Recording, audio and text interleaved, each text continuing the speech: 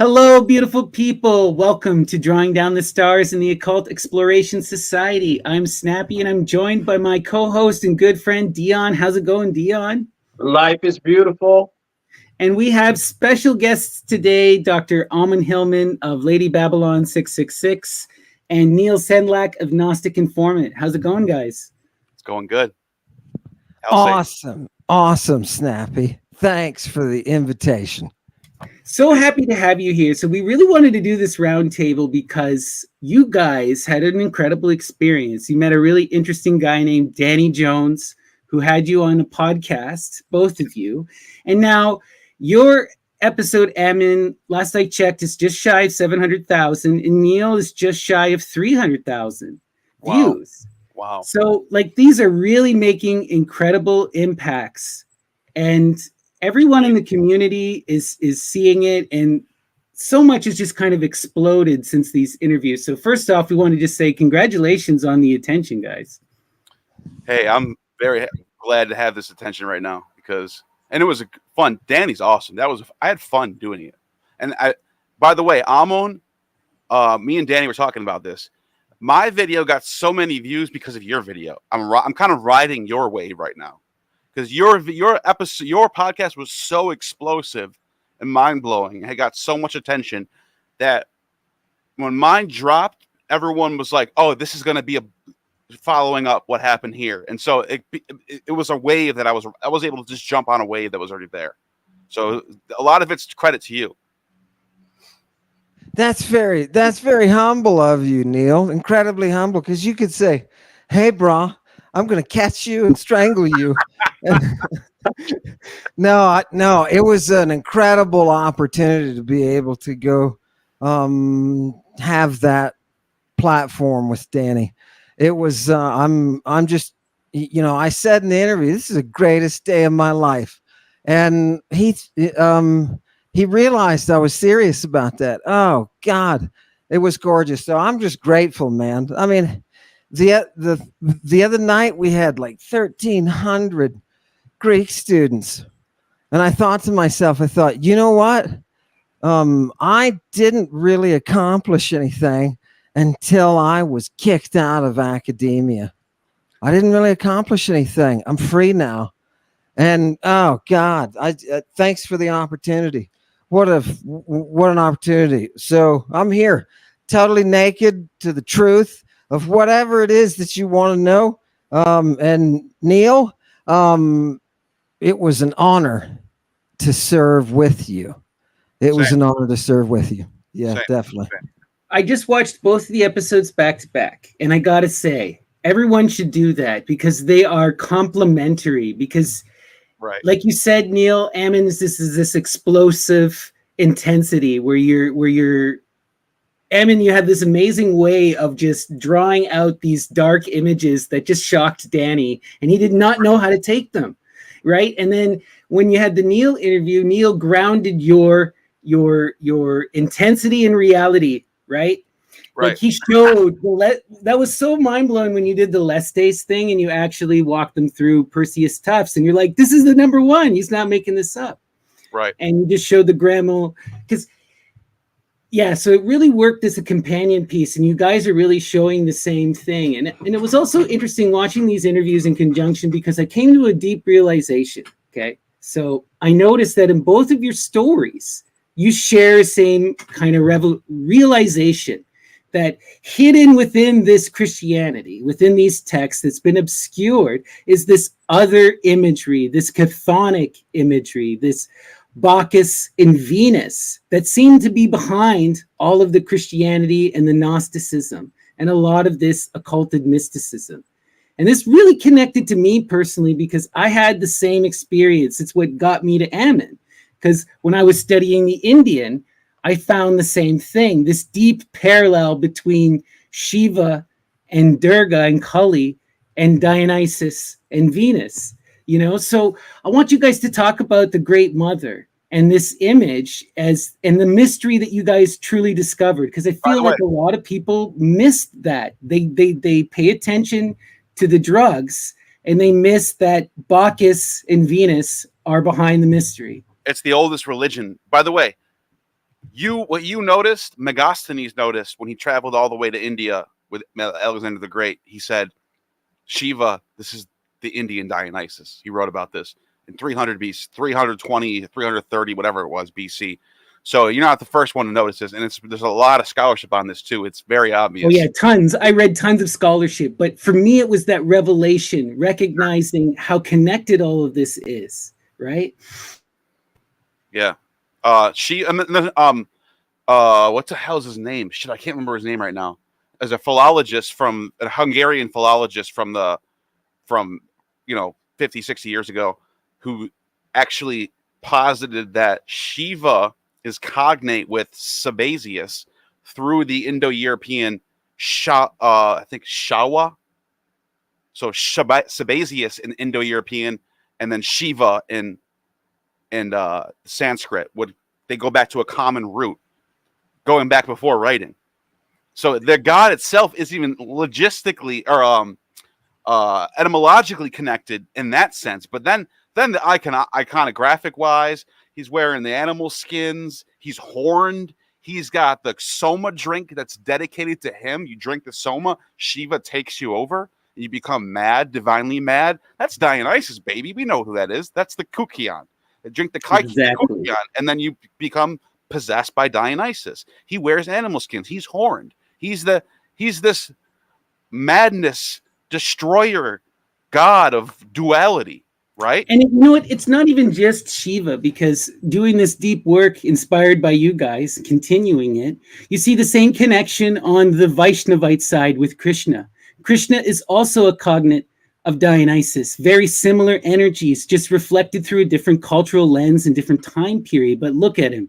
He's the dancing pan flutist who inspires the gopi cowherds, the women to fall madly in love with him and chase after him. He's the beautiful, perfected, nearly androgynous dancer, right? The most beautiful person. And here's the other thing. He appears as a lowly figure, right? Like he appears to Arjuna as the chariot rider, but he's actually God as inspires him. That's so Dionysus. Dionysus does this, appears as the stranger and shows up. And you got to say a word. If you're going to say Krishna, I got to hear Radha. Yeah, exactly. Radha, right? This whole idea too, the lusting after God as the most divine form of inspiration. And you see the same kind of gender transition that Ammon talks about in the Bhakti side, like the Krishna side. Today right now is a major festival to Radha. They're having a big parade in New York, right? The founder of the Hare Krishna movement is this guru named Chaitanya Mahaprabhu. What's wild about him is that he became possessed by Radha, the spirit of the goddess, and lusted after God. There's these stories where he would go into like these orgasmic fits where he's crying about the fact that he can't make love to Krishna. And the whole point is that lusting after God as a teenage virgin would lust after their husband, before they've ever made that intimacy is the most high form of love. This is so Bacchic it hurts, right? Oh, and real quick, before I know Amma wants to say something, but I want to say, as far as that dual nature between Vishnu and Shiva, both of them being part of that Trimurti, that along with Brahma, you see this with the Thracians. They had this god, they called it Zis, and it's etymologically connected to Zeus, but when you see it written off in the inscriptions, it's Zis. And it's got that old Pelasgian characters, that old ancient alphabetic style. You guys know what I'm talking about. It looks almost looks like Etruscan. And you see the Zis. It's very clear. This god had the chthonic and solar attributes, and almost like an Apollonian Dionysian god. Both that, and this is what's written about it too. They compare it to both Apollo and Dionysus, but also Zeus. So it's like this godhead thing. And Sabazius is like this too. Sabazius, is it Zeus? Is it Dionysus? Is it both?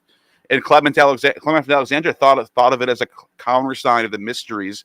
He thought of Christ in the bosom of the Father as a countersign of the mysteries. And he talks about Sabazius being in the bosom of the Father. And Dionysus is born from the lap of Zeus. So it's like this god comes out of a god type of thing.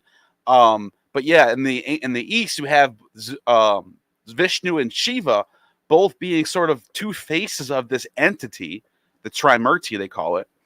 And yeah, I think there's definitely a lot of overlap with that. To me, it's just like Apollo and Dionysus, right? Macrobius confirms that Apollo is Dionysus, but reflected through the light of the sun. Right. And Dionysus is the sun in the underworld, right? So it's the same. I see them as the same thing, Krishna and Dionysus and Shiva, you know? That's what Zis, if you look up Thracian Zis, you'll see it's both Apollo and Dionysus rolled. It's the same. This is not something that Macrobius just invented in the 5th century. He's going back to the ancient sources to argue that Apollo and Dionysus are two faces of the same god. And then he goes, Macrobius Saturnalia is one of the best sources ever. Because then he starts talking about being born at the solstice. He says, we have the images in the ancient Athenian calendars where it shows on the winter solstice, he's a little baby. And then it shows him at the midsummer point with the full beard at his oldest. And then at the fall equinox, he's dying. He's at his oldest. And that's when nature dies. So it's mimicking nature, the birth of the sun at the winter solstice. And all that's, it's wild. Macrobius is he calls it Yao. He says the name of this syncretic deity is Yao. And then he shoots a bunch of Orphic hymns off to argue his point. Wow. We got to hear your point, Ammon. Yeah, what do you make of all this Bacchus Venus stuff? Yeah, what a bunch of nerds, man. Seriously. Gorgeous. I love that. And yeah, I think there's some real an understanding of this in antiquity as well. When you have the largest epic in Greek, that is about Dionysus attacking the Ganges, and bringing the mania to India. It was something in the consciousness of antiquity, the spread of the Bacchic Empire, and where its origins. The funny thing is, people are always like, "Oh, let's make Indo-European fake words that don't exist, so we can try to understand where these languages are coming from." Forget that, man. Forget that. Look at the ethnography. Look at the descent from the Pelasgians and start trying to trace it through there. We have the capacity to follow where the origin of the mystery was. I think all the texts that are involved, it's just overwhelming. The texts are just overwhelming. You talked about Iao. This is all I'll say, but you talked about Iao, right? And who is this god Iao? And people don't realize how central that is. Just that sound, Iao, means to heal. Right. Yeah. This is central. Apollo. This is Apollo as the light bringer. And you say, wait a minute, I thought you were talking about Dionysus. Yes. Right. Apollo is the oracle for 2 years of light. Dionysus is the oracle for the 1 year of darkness. Oh God, it's a cyclical thing. You mean, yeah. And by the way, so let's talk about Orpheus being the high. He goes back and forth between the mysteries of Apollo and the mysteries of Bacchus, and he has to struggle in that center between the two. So yeah, you can't distinguish. They're both the oracle that is the servant of the muse. I was just reading this morning Archilochus, and I couldn't believe it. I was shocked that I'd forgotten this, but Archilochus comes out. He's the one who invents iambic. And he comes out and he says, you know what I am? I am a servant of the war god and one who is taught by the muses.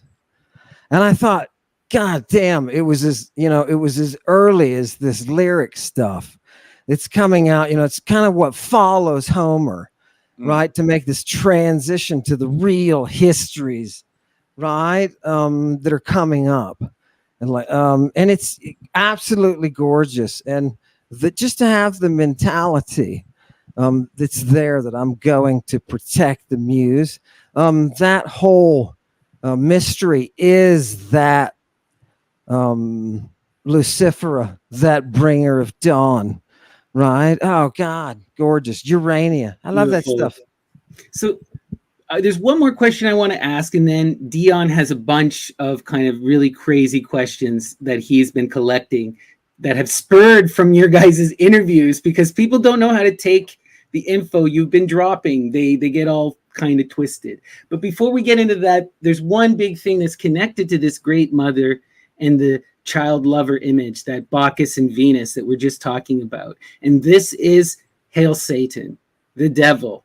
And it connects to something that Dion and I right now, we're working on a project where we're exploring the rise of this image of the devil and all of the satanic panics in the West. And it's going to be a long form documentary. And when we're looking into this, we see that Satan is an invented image in the first and second centuries, right? We have Christian theologians like Orpheus that says all that is evil is pagan.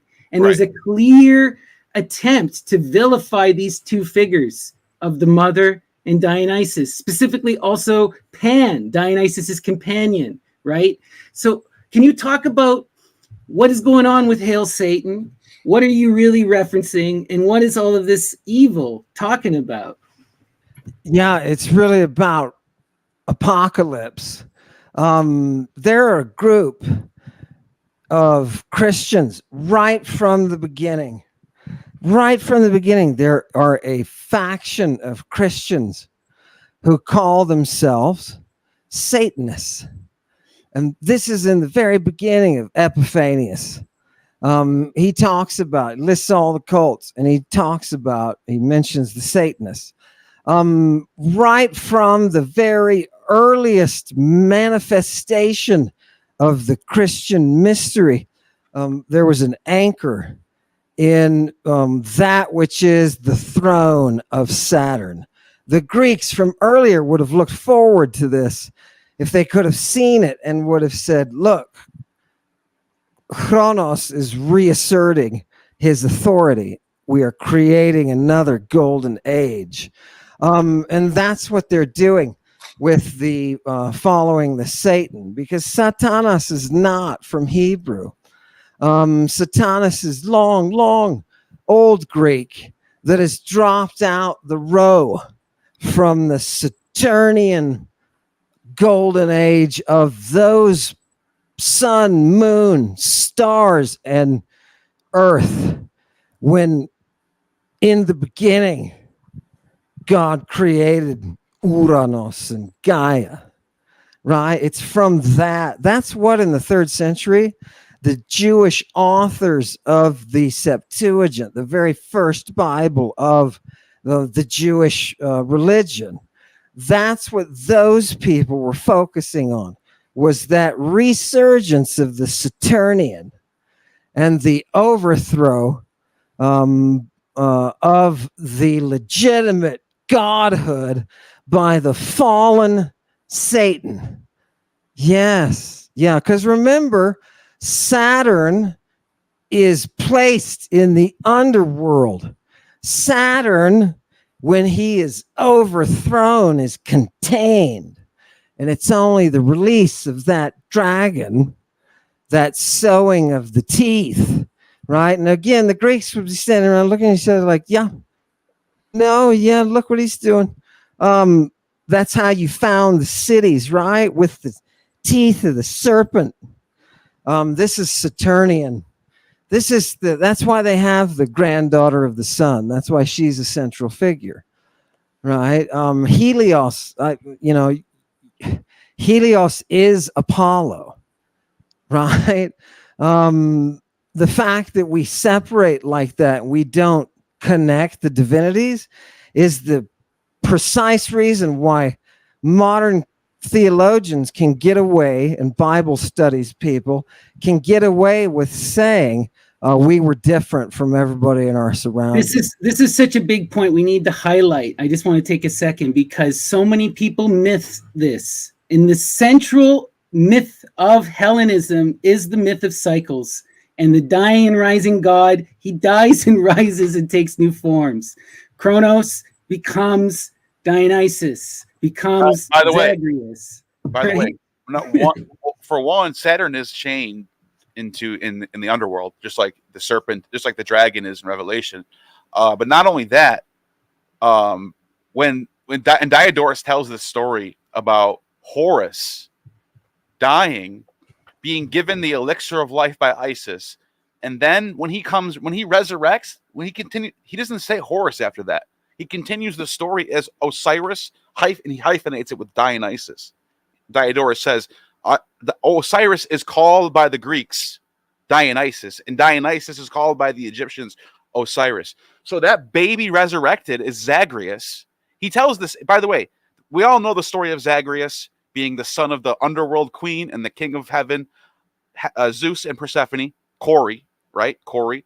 She gives birth to the divine child Zagreus. He's torn. Wait, Neal. And how does the Zeus? How does the Uranian dragon? Yes, he disguises himself as a dragon. I forgot about that. I'm glad you put that in there. That's important. The dragon impregnates the queen of the underworld. They have a child. He's called the divine child. He's called Zagreus. Diodorus tells this story, but he doesn't say Zagreus. He says Horus. He just switches it up. He implants Horus into this story, and then baby Horus gets killed. Is given the elixir of immortality. The word Diodorus uses for resurrection is anastasis. The same word they use for resurrection for Jesus in all the Gospels. Anastasis, that's the word we use for resurrection.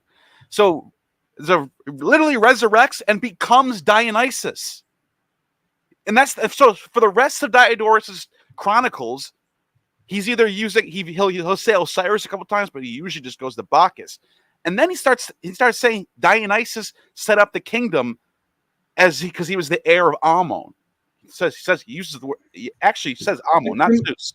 So what is he doing? He's doing this mixing of gods, and they keep coming in and out with different names, and it's confusing unless you have a chart.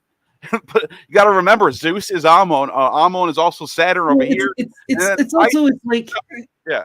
There's people get it so confused. You need to go back to the Orphic where it's most plain, and this is what Ammon is talking about. And you got to understand what Kronos is. Kronos is dividing time at its infinite point, time that cuts everything down. It's a scientific method, right? It's that masculine force of time. What does Saturn do? He castrates Uranus, right? He consumes his children. He is the agricultural god who cuts the shaft of the wheat, right? It's dividing time. And then the Great Mother is expansive time in its ever expanding form.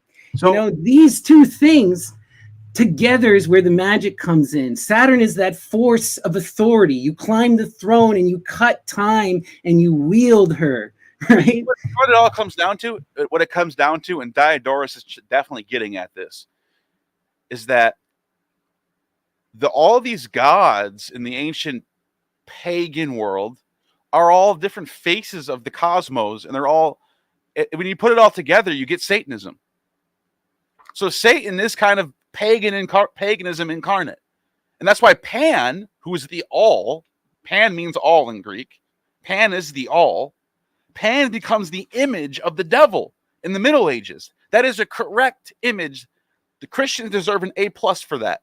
That is the correct image for the devil. They're correct. He's the all. And by the way, we talk about Plethon. Plethon, when he's in the Renaissance, right before the Renaissance, he calls Pan the Pantocrator, and he has all these hymns dedicated to Pan. So Pan is Lucifer. Pan is the devil. And that's paganism incarnate. Yeah, no, Sorry, what can you add to that? Right? Yeah, we're definitely there. right? Do you feel like you're in that grotto? The thing is, if you had been initiated, if the four of us had been initiated and we had been subjected to a death and resurrection, all of this stuff would make a hell of a lot more sense.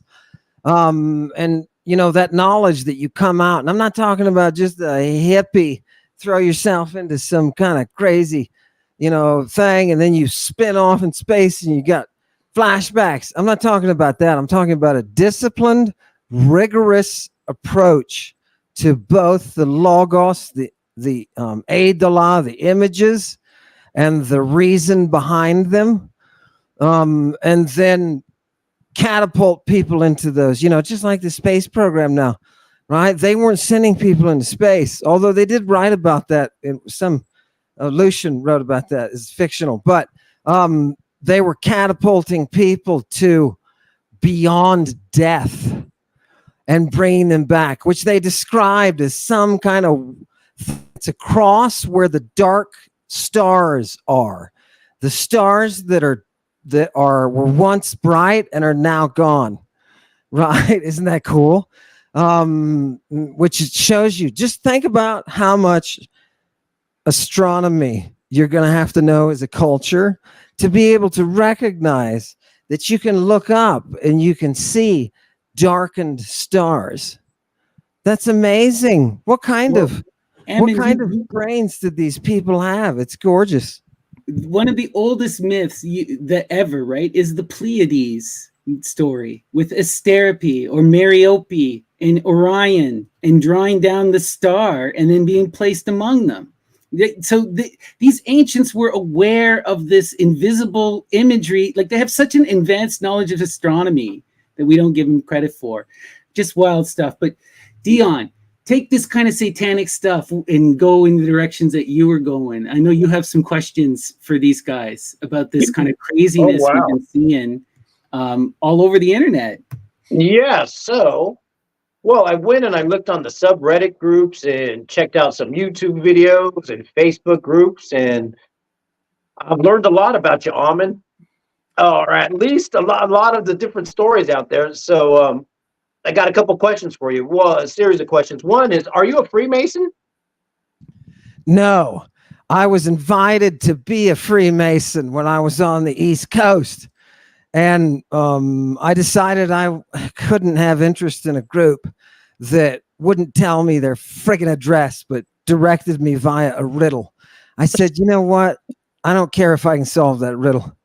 And I walked away from it. So no, I'm not a Freemason. And I've gotten some email from Freemasons, popular, you know, movers, intellectuals, and I spank them every time. Every time.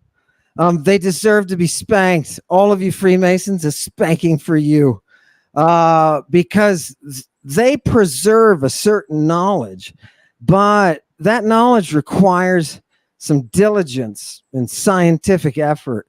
And, you know, come on, man. They're just not putting it out. Sorry if you're a Freemason out there and I just offended you. You know, that's the way. That's what I feel. I'm going to be honest, Dion. Okay. And speaking of other secret societies, are you involved with the CIA or the government, Bohemian Grove?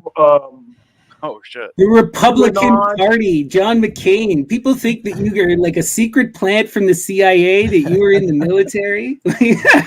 Republican. That's hard. That's hard to believe. I mean, what kind of plan would that be for him to be a Republican? I mean, what kind of shit would that be? I think they're listening to Ammon out of context, and they're just hearing scary buzzwords like Mr. John McCain. So we want to give Ammon a chance to respond. I volunteered for John McCain, and I have tremendous respect for him as a human being, and what he did in Vietnam. He made a tremendous impact on me. I volunteered for him while I was pursuing a nomination to West Point, from a school that was called originally Special Projects. All of everybody that I worked with in high school ended up in government. And I was supposed to go. I was supposed to do the route of the military as well through West Point. And I decided that I would rather pursue Jesus. And so I did. So am I in the CIA? Of course not. Do I know people who are? Yes, I do. Do I honor their service? You better believe it. You better believe it. Yeah, that's all I got to say about that. Yeah. Great Good answer. That's all you need to say. Before we dive more into Ammon questions, I have a question for Neal that a bunch of people brought forward to me, and that is, you told an anecdote about a Mr. Jordan Peterson and how you really upgraded your learning through confrontation with this book. And some people took this as an endorsement, but I know you, and you are well beyond him. Can you talk about Peterson and your thoughts? Yeah, I guess if you don't know me and don't watch me and you heard that for the first time, me saying that I read Jordan Peterson in prison and it led me down a path of Gnosticism, then I guess you could take that as an endorsement, even though I didn't necessarily say I like the guy. But I was sitting there in prison and I get this brand new book in the mail. This book right here. This isn't the one I had in prison. I didn't take it home with me. I didn't have enough. I couldn't carry it. I had too much stuff to take. That was one of the ones I just left, threw it out. I think I gave it to somebody. But this is a different one that I got when I got out. But anyways, I remember looking at this page and just being like, what the hell is going on with that? And this image just got imprinted in my brain. The serpent on the cross. And he has this whole chapter about the crucified Redeemer as a dragon of chaos. And there's a lot of interesting shit in here from Jordan Peterson from 20 years ago. The guy has changed his whole trajectory of where he's going. He's more political now. I was a fan of his in the early 2010s, and I became a Christian up until, well, 2019, 2020. I think I was still had one foot in the church. I was on my way out, though. That was when I was really that was when I probably would have considered myself an actual Christian Gnostic at that point. And that's only 4 or 5 years ago. So this isn't that long ago. This is just the truth. This is just the story. I today am not a fan anymore. I am totally on the opposite end of the spectrum when it comes to worldview, political stuff like that. But that's just part of my story. That's just me telling you what happened. So was it an endorsement? No. Do I endorse him today? No, I don't. At the time, I was a big fan, though. And as I said, I was trying to read the book and understand it. I didn't at the time. Now I kind of understand it more. But I don't know if I don't know. I have a lot of criticisms for the book, but that's a whole different topic anyway. But yeah, that makes sense what I just said? Does that clarify that? Totally clarifies everything, and we all know you, people who know you, we know that you're all about the divine feminine and balancing all this stuff out and exploring the pagan stuff. Peterson would have a fucking explosion, wouldn't be able to handle it. Oh no, the dragon of the feminine is coming to destroy us. Meanwhile, right. Neal is there bent over worshiping. Well, he actually in here somewhere, I'm trying to find it. There's actually a chart in here where so the thing about Peterson that I thought was smart at the time, but now I see it's kind of like, I don't know if I want to call it childish, but like it's a very immature worldview where everything is black and white. It's very dualist. It's very, female is dark, male is light, left. It's literally black and white thinking. Like bad, evil, and good. Chaos, order. Female, male. Destruction, salvation. There's no in between. There's no gray area. The gray area is the magic, and that's the logos. The gray area, the reason, is in the middle of that shit. So I totally disagree with everything that's in this book today. Everything.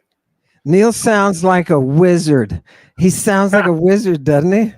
It's fantastic. I wish I had heard a word. I wish I had heard a word out of Jordan Peterson's mouth, but I've never actually listened to him. I don't know. I can't even follow where you're going, but influences. Can I ask Neal a question about his influences when he's... Look at this. Yahweh, Spirit of God. And then it says matter. And he's got a picture of a woman with a baby as matter, because matter is mother. That's evil. Matter is evil. Women are evil. Yahweh is spirit. Yahweh is salvation. That's Jordan Peterson. That's what this whole book sums up to. Okay. That's I don't want to know anymore. That's it. No, go ahead. Ask though. I'm curious to know what you're going to ask. No. I was going to tie it back into that, and I have no interest in that whatsoever. Yeah, it's really bad. It's really bad. It is. I'm just more of your questions, Dion. Sorry. If you like Jordan Peterson, fine. But I'm just saying, it's really not that high level shit that it's portrayed as. It just isn't.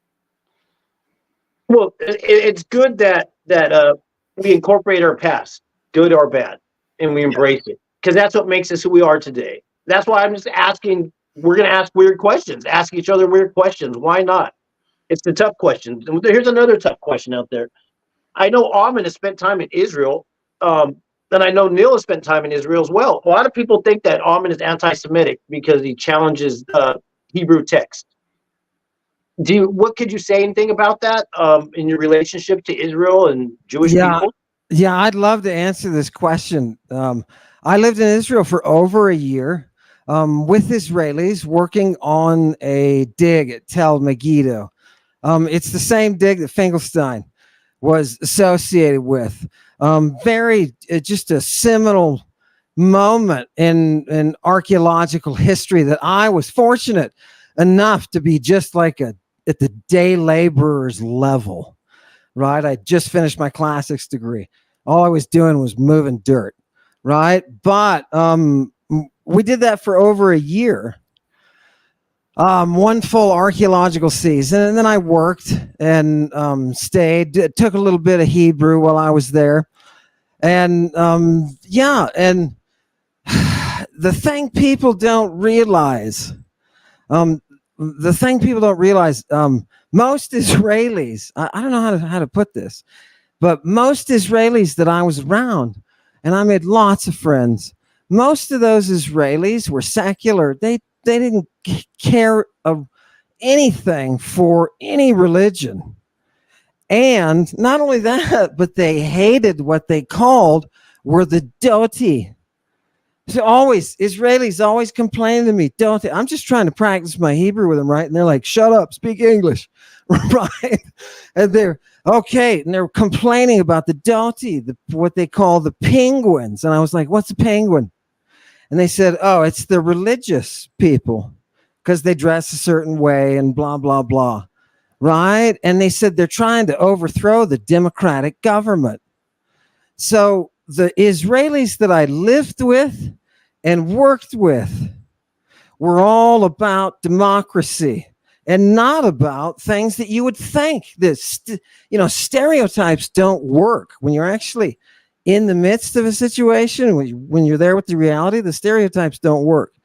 So I worked with a lot of Israelis, and I worked with a few Palestinians as well.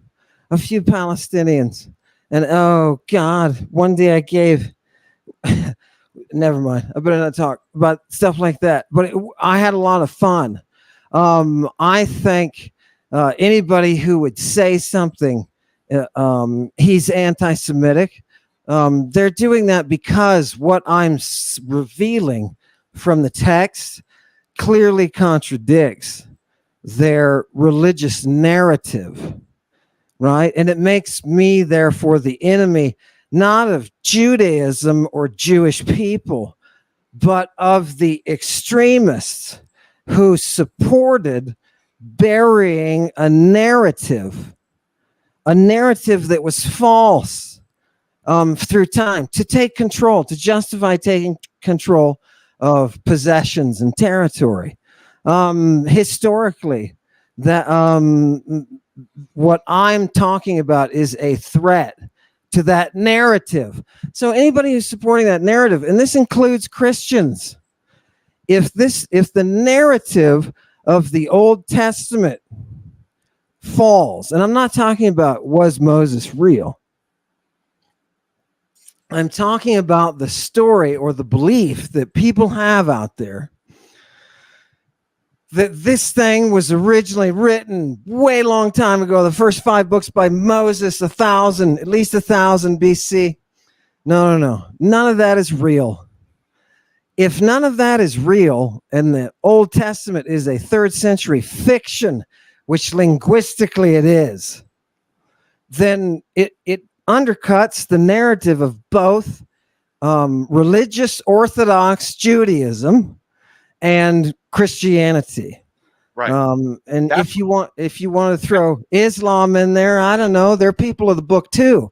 Right. So I want to point this out, okay, because a lot of people miss the philosophical argument that's at the heart of the issue, okay? Besides the linguistics and the fighting about the Bible, there is a philosophical core here that people miss. You do say it, but the issue is monism. It's monism almost versus animism. Ammon and Neal and I, and even Dion, we are far more interested in returning to the ancient primordial roots, the tribalism, the Pulaskian isms, going back to the animist, the idol, the necromancy, the ancestor worship, right? That kind of a root. There's this philosophical monism, this universalism that comes as a rise of high culture that it gets really problematic, right? So Dion, no. The answer is no. Not anti-Semitic, false history. We need the real focus here needs to be on the reality. I mean, think about it for a minute. We gave the bus over to the cults, and the cults rewrote the history. And that's one thing I really liked is Finkelstein and the guy from Haifa that Neal interviewed, who also worked at Tel Megiddo and knows how important it is. There's a lot of people like that over there. Those people all knew that you have an archaeological site, and into that archaeological site, there infiltrates religion. We're going to say that building is the building of Solomon. Well, what's going to make you think that? Does it say that it is? Does somebody who's writing about it say that it is? Is it something? No. We have to promote that 3rd century Torah. We have to promote that 3rd century Septuagint. So this is, and they know, those archaeologists, they know this is not, there's nothing that says we have no evidence. Just think about this for a minute. We have no evidence for the existence of Moses. We have no evidence for the existence of David.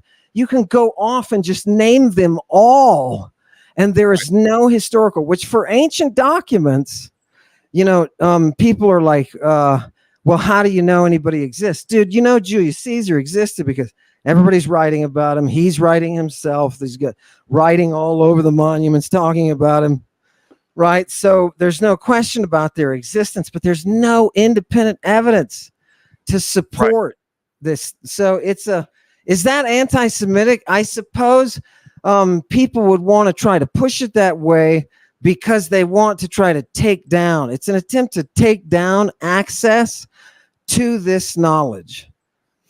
Okay, good answer. Good. So, Neal, I'm going to have to ask you the same thing. All right. Have you spent time in Israel? Of course. I spent a whole month in Israel. I hung out with rabbis in there. People we disagree with things. Tell us what you think. Tell us what you think about that. I love Israel. I love Jewish people. I'm critical of the narrative that the Old Testament is some ancient, going back to the time of Noah type of mentality, which some people suggest that. I'm not kidding, not scholars, but some people suggest that the Arthur-Hasis and Epic of Gilgamesh proves that Noah was real because they're rewriting the Noah story in this other language. But anyways, I'm critical of Judaism. I'm critical of not people practicing Judaism, critical of Judaism as being the true history of civilization. of that becoming. And the reason why I'm holding this book in my hand right now is exactly what I'm about to explain right now. This is the Annals of the World by James Ussher, written in the 17th century. And what does this guy do? Look how big this giant book is. What this guy does is he takes all these ancient sources. He takes Herodotus. He takes Xenophon. He takes Thucydides. He takes Pausanias. He takes Josephus. He takes the Bible. He takes all these sources and he cuts them all up and he divides them up and he puts the Old Testament in the beginning with Josephus and he throws that in the beginning and then he puts Herodotus and Thucydides and Xenophon and all these ancient sources in the middle and then the New Testament stuff in the end. It makes it appear like that's the way history has been passed down to us. I thought this was the case for so long. This is what I'm taught when I'm growing up. Even not just in the Bible, not just in church, but just people just, oh yeah, in the ancient world, it was the Israelites or these ancient civilization that predates everything. And then the Greeks came later. Just recently, I had one of these SBL scholars that I'm talking to in a private chat. And she said to me, oh, by the way, you mentioned the Orphics. You asked me if I think the Orphics had any influence on the Genesis story. She goes, isn't that a bizarre way? Isn't that bizarre for you to look towards the Greeks? Shouldn't you be looking at the Near East for the Babylonian, Sumerian stuff? She goes, the Greeks are way later. This is the mentality of people. They just think Greek, because the New Testament's Greek, it's new. Because the Old Testament's Hebrew, it's old. That is a false paradigm that needs to be shattered. Most people don't even know who the bloody Pelasgians are, and that is the earliest form of European writing. But one of the earliest human civilizations. Orphism shows up as soon as, Homer mentions Orpheus. The pre-Socratics are all call themselves Pythagoreans and Orphics for the most part. Pythagoras, obviously, before Pythagoras, they're Orphics. After Pythagoras, they're Pythagoreans, right? And so we're talking about Genesis, Moses, Noah, and Jacob being way after this, centuries and centuries after all this stuff goes down. For me to suggest that there could be influencing from the Orphism to Genesis is not crazy at all. In fact, the oldest Jewish sources we have from Alexandria thought that Moses was the teacher of Orpheus. Just saying what they thought. Just remember that Judaism is oracular worship. That's why they build a tent where God can speak to them. They're doing oracular worship that's reflected from the 3rd century and all the reinvigorated interest in Alexandria among the scholars of oracular worship. And they're using the same terms for what they're building in the wilderness. And that's why Plutarch, we have ancient priest, head priest of Apollo. He's saying at Delphi, he's saying, hey, Judaism is Bacchic worship. Let me show you how. And he breaks it. He starts to break it down. Then there's a big lacuna in the text. Neal, you saw that. Right. But isn't it crazy? Isn't it crazy how a PhD Bible scholar has no idea that all this pre-Socratic Orphic stuff is early Iron Age into the classical period, and that she just assumes Old Testament Hebrew should be in a category with the Copper Age text. And they're so stuck in their own field. It's so ridiculous. Bizarre. Just to give a shout out here, we have a really good friend named Gunk Wretch. You can find that on academia.edu. They wrote a book on this very subject called Magic Carpets, talking about all of the various Near Eastern hotboxing rituals involving carpets and tents. It's first attested in the Scythian, but it's all across the Near East and North Africa. Right. Everywhere. They're digging holes, they're putting tents over them, and they're smoking tons of weed to the point they see and hear God. And besides that, the tent itself, we're going to be tomorrow we're actually doing an episode in the daytime on the same channel with Ryan Seven from England and Jevim, and we're going to be showing pictures of the tents, the Skene tents, how it relates to the Skenes clan, how it relates to the theaters, how the original Greek theater had a tent on stage, and that same tent is the tabernacle, but it's the dye in the tent itself, the fabric. The colors of the tent are hallucinogenic. The rituals that take place with the tent, with women, it's all up in the Bible. We've talked about it before, and that's what people are talking. And that brings me to my next question, dealing with the burning purple. And Ammon, people are curious. Are you on acid, mushrooms, all these weird drugs? You've tried all that stuff? I'm glad you said that, because I'm glad you asked that question, because it came up in a previous talk that I had with Neal, and I didn't want to mislead my audience. I do not partake in any sort of, people have been saying this guy's on meth, and I don't understand. Do I have the appearance? No, of course I don't. I know people who are on it. Yeah, I've worked with them here in the community, and I can tell you for a fact that's just stupid. That's from somebody who doesn't. You can't sit for 4 hours in an interview with one person on meth. It's impossible. Yeah, without at least scratching myself once or twice, if not 500 or 600 times. No, come on. No. So the answer is no to your You're meth. a good Christian boy, aren't you, Ammon? No, that I would say now that's half the story. That's half the story. Have I tried things? Of course I have tried things, right? Of course I have. It's just a matter of, matter of nature. After all, I'm reading about all of these drugs and whatnot. And somebody actually came to me one day and said, they knew that I was the author of The Chemical Muse. And they came to me and said, you should have some experience in all of this stuff. And no, so I've, experimented and whatnot. But the other half of the equation is I walk the Scythian way. I hold I hold the star in my hand. And that Scythian bathing, to say skoufidzo in Greek means this dude is intoxicated, high, and has a shaved head. Right? This is the way. This is the way. And I follow the way.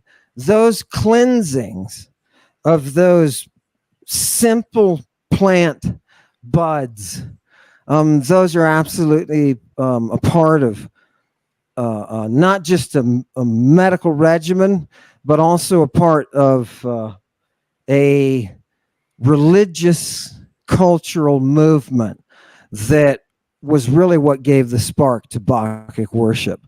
And your friends in India, your friends in India are gonna understand the Scythian way.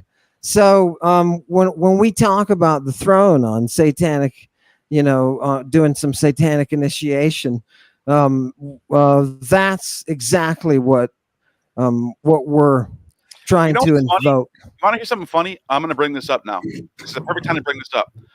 One of the people who are publicly trying to push this narrative that Ammon and I are anti-Semitic or whatever, and then saying that Ammon has some sort of a pedo ring in Mexico. I'm not kidding. This is what they said. By the way, this is like a legal type of slander, just making shit up type of nonsense.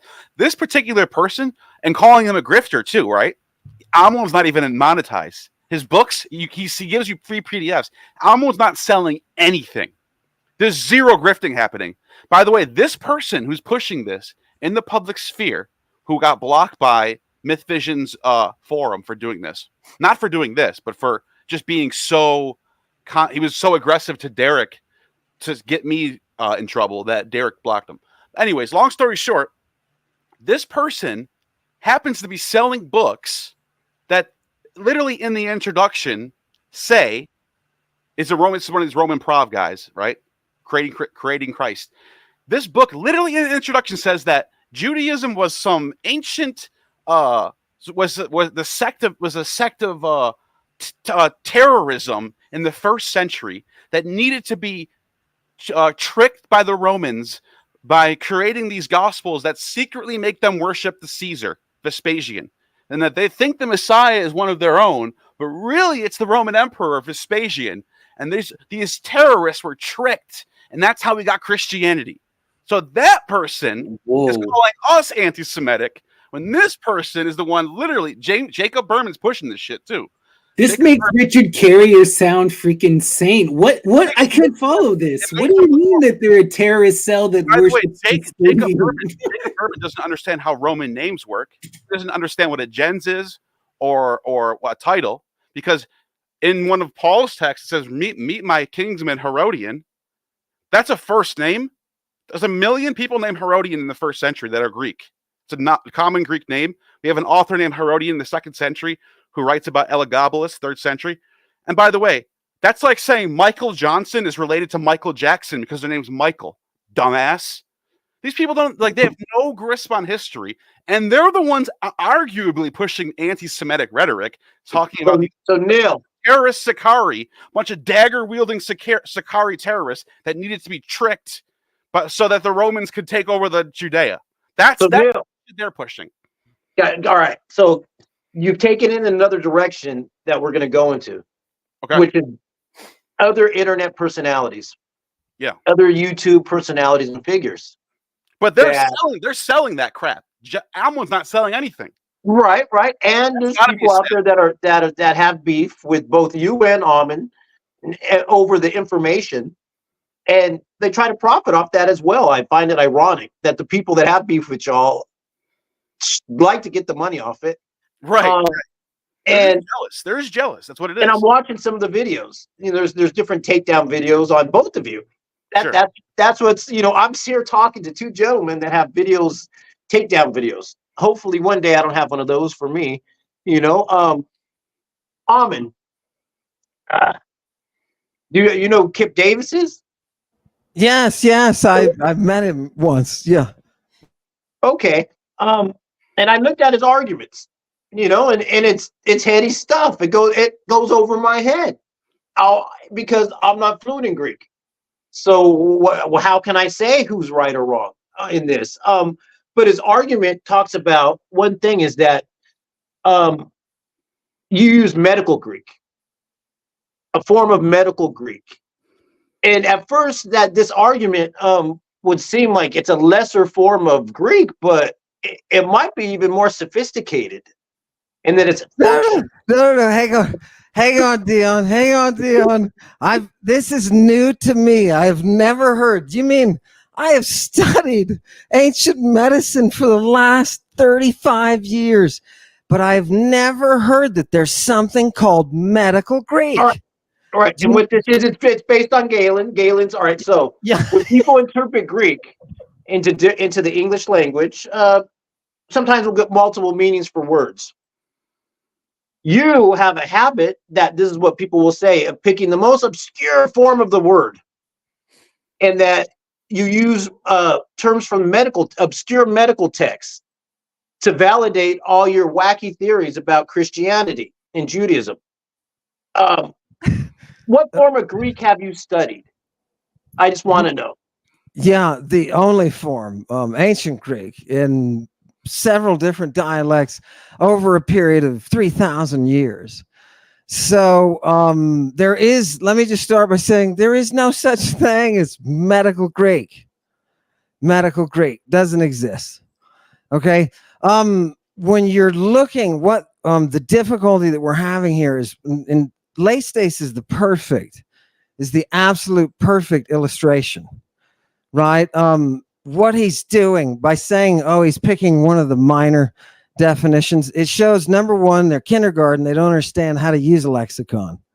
Number two, it shows that they don't have a knowledge of anything outside of their primary core, which is the New Testament. Because the perfect example is, you could say, what Ammon is doing is he's picking a very, very, obscure meaning of Laestace. And that obscure meaning is a child trafficker, right? just like they do with the Sindon. Oh, the bandage that was wrapped on the naked child's private parts in the Garden of Gethsemane with Jesus Christ in Mark 14, 51 and 52, that was a garment. And Ammon is saying it's a very specialized bandage. And of course, that's a medical term. So it must be a medical Greek. You can see him like a kindergarten kid in the corner trying to figure out what to do to answer this unanswerable question. We have an entire document by Lucian that defines what a lay stace is. It's if Kip Davis really wants to get to the reality of the text, he should go read Lucian. And when Lucian defines, in the very beginning of the work, he says, it's in Alexander the False Prophet, and he says, look, historians don't, and by the way, at this time, how many Hebrew historians are there? 0, right? There's no Hebrew. It doesn't exist. That's a myth. There are no Hebrew historical texts. They don't exist. What happens? What happens? How do you get short-circuited like that, right? If Kip really wants to find that real history, let him read Lucian. Let him read the sources.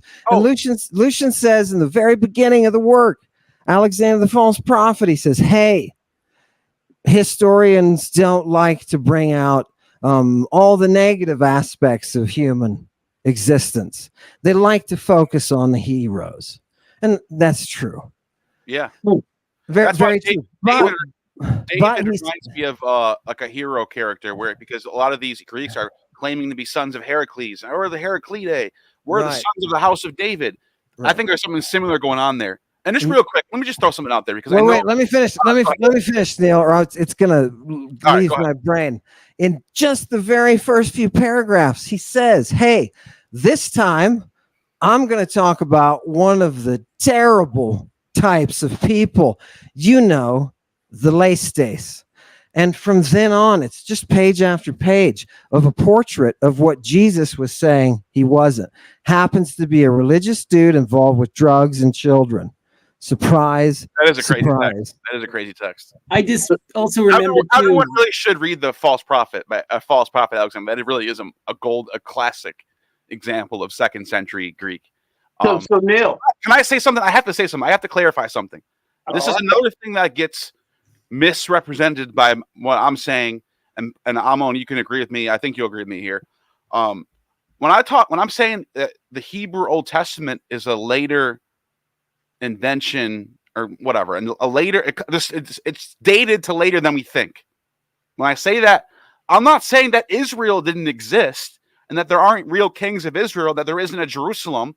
Of course, I'm not saying that like the whole thing's just completely made up like Narnia. I'm not saying that either. All I'm talking about are the texts that we have in the form that we have it. That's it. It's very simple. Because a lot of people think I'm doing some sort of like Israel mythicism thing, that Israel itself doesn't exist. No, hell no. That's nonsense. So I'm just trying to make sure that's clear. Because a couple people did think that I was trying to say that, which I never was. Well, that's why we're here today. That's why we want to ask tough questions. You know, this is not for views. The algorithm ain't gonna like this. But and by the way, Ammon will agree with me. He's been to Tel Megiddo. He knows he's right.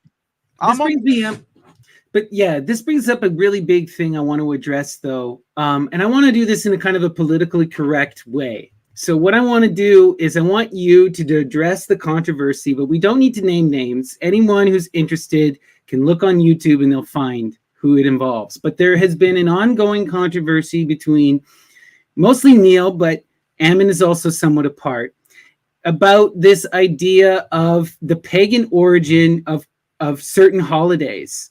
Yeah. And Neal, your name has been completely run through the mud in certain forums, in certain videos by certain people. Really? And it's gotten really mudslinging. I didn't know that. Who? Yeah. Well, just something I've seen about like people talking about how you are pro-pagan and that you have that you're the same way that you say that the Christians are biased, and they're saying that there is a connection, that there isn't a connection between like Saturnalia and Christmas, there are people in some of these discords who are saying stuff about how you're biased in the other way. I am biased. And you're conflating. I am biased in the other way.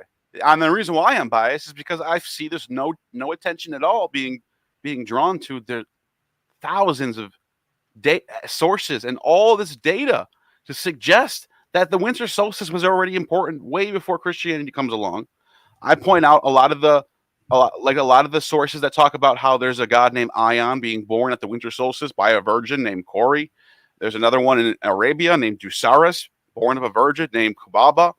And there's sources from, I got blocked for bringing this one up, for showing where somebody made a video saying, oh, there's no sources about Horus being born on December 25th.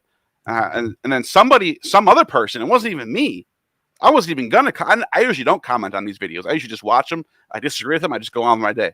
I don't really care. But then I saw something interesting here. Somebody pointed out, hey, there's a source here from Plutarch. It says this. McClellan responded with, this is misinformation. This is wrong. And I'm like, wait, you said a name. Yeah. Fine. I'm just bringing up. You asked me a question on the Christmas thing, so I'm just responding to it. This is not like something I really care too much about, but just to respond, just to tell you what happened. He responds to this person. This person sends him a source about Plutarch, suggesting that Harpocrates, which is Horus the child in Greek, was born at the winter solstice, around the winter solstice. That's what it says. And he just responds with, this is wrong and misinformation. And then I'm sorry, that's not what he said. He said, he says, the winter solstice is not December 25th. And that's when I go, whoa, he doesn't even realize that the winter solstice used to be December 25th when Plutarch wrote this. So then I pointed that out to him. And then but it says around the winter solstice. So it can't be a suggestion. We already know why the Christians chose it. The calculation theory. By the way, there's a lot of holes with the calculation theory. That's another thing I talk about in my video too. But I grant that calculation theory. What I'm saying is the calculation theory comes after the celebrations were already taking place around the winter solstice, just as Plutarch suggests. So whether it's on the winter solstice or around the winter solstice, whether it's January 6th, January 5th, December 23rd, December 28th, I don't give a shit. The point is, though this time of the year was already a huge deal to every major city in the Roman Empire at that time. Yep. And you pointed this out in your Danny interview. The calculation just pinpoints it to a certain date, which Right. happens to fall on the winter solstice at that time period, by the way.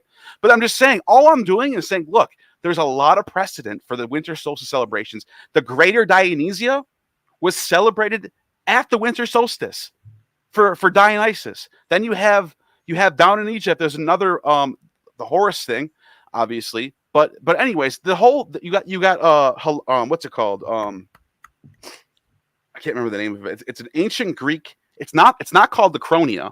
That's another one. The Chronia predates the Saturnalia, and then there's another Greek one.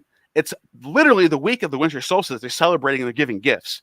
So this whole Christmas. You have a whole video on this. So I have a whole video on this. And look, but people just don't want to look at it. They just want Christmas to be sacred and special, and they want it to be the gift giving. That's just what we do in every single holiday. And they want to deny the big elephant in the room. You pointed this out in your Danny Jones interview. And I really loved what you said, because you gave a perfect example in England where the Romans go into the freaking temple. They just remove the demon, the idol, and now it's a church.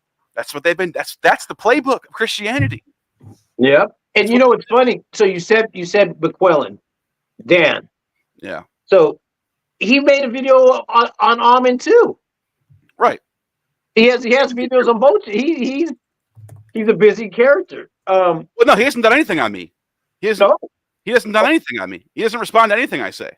I don't know. Maybe he just doesn't have an answer or a rebuttal for it. He doesn't say anything to me. Ever. You're not jealous, are you, Neal? Maybe I am. I don't know. But look, we had a back and forth on X, and then as soon as we get to the area, like we'll go back and forth. as soon as I expressed the argument and he sees it, he just stops responding. Oh, this is on X, I would bet formerly Twitter. Yes, I would bet you $1 million he's telling other people, "Oh, I just don't want to deal with him. He's annoying." No, you just don't have a fucking answer, dude. Straight up, because you have time to answer to Ammon twice. You had time to comment on his video, the one that I was in, but you can't say shit about. You haven't said the sources disagree with him, Neal, and he's an academic. What can he do? Internet beef. That's what this is about. And I so think that is he got.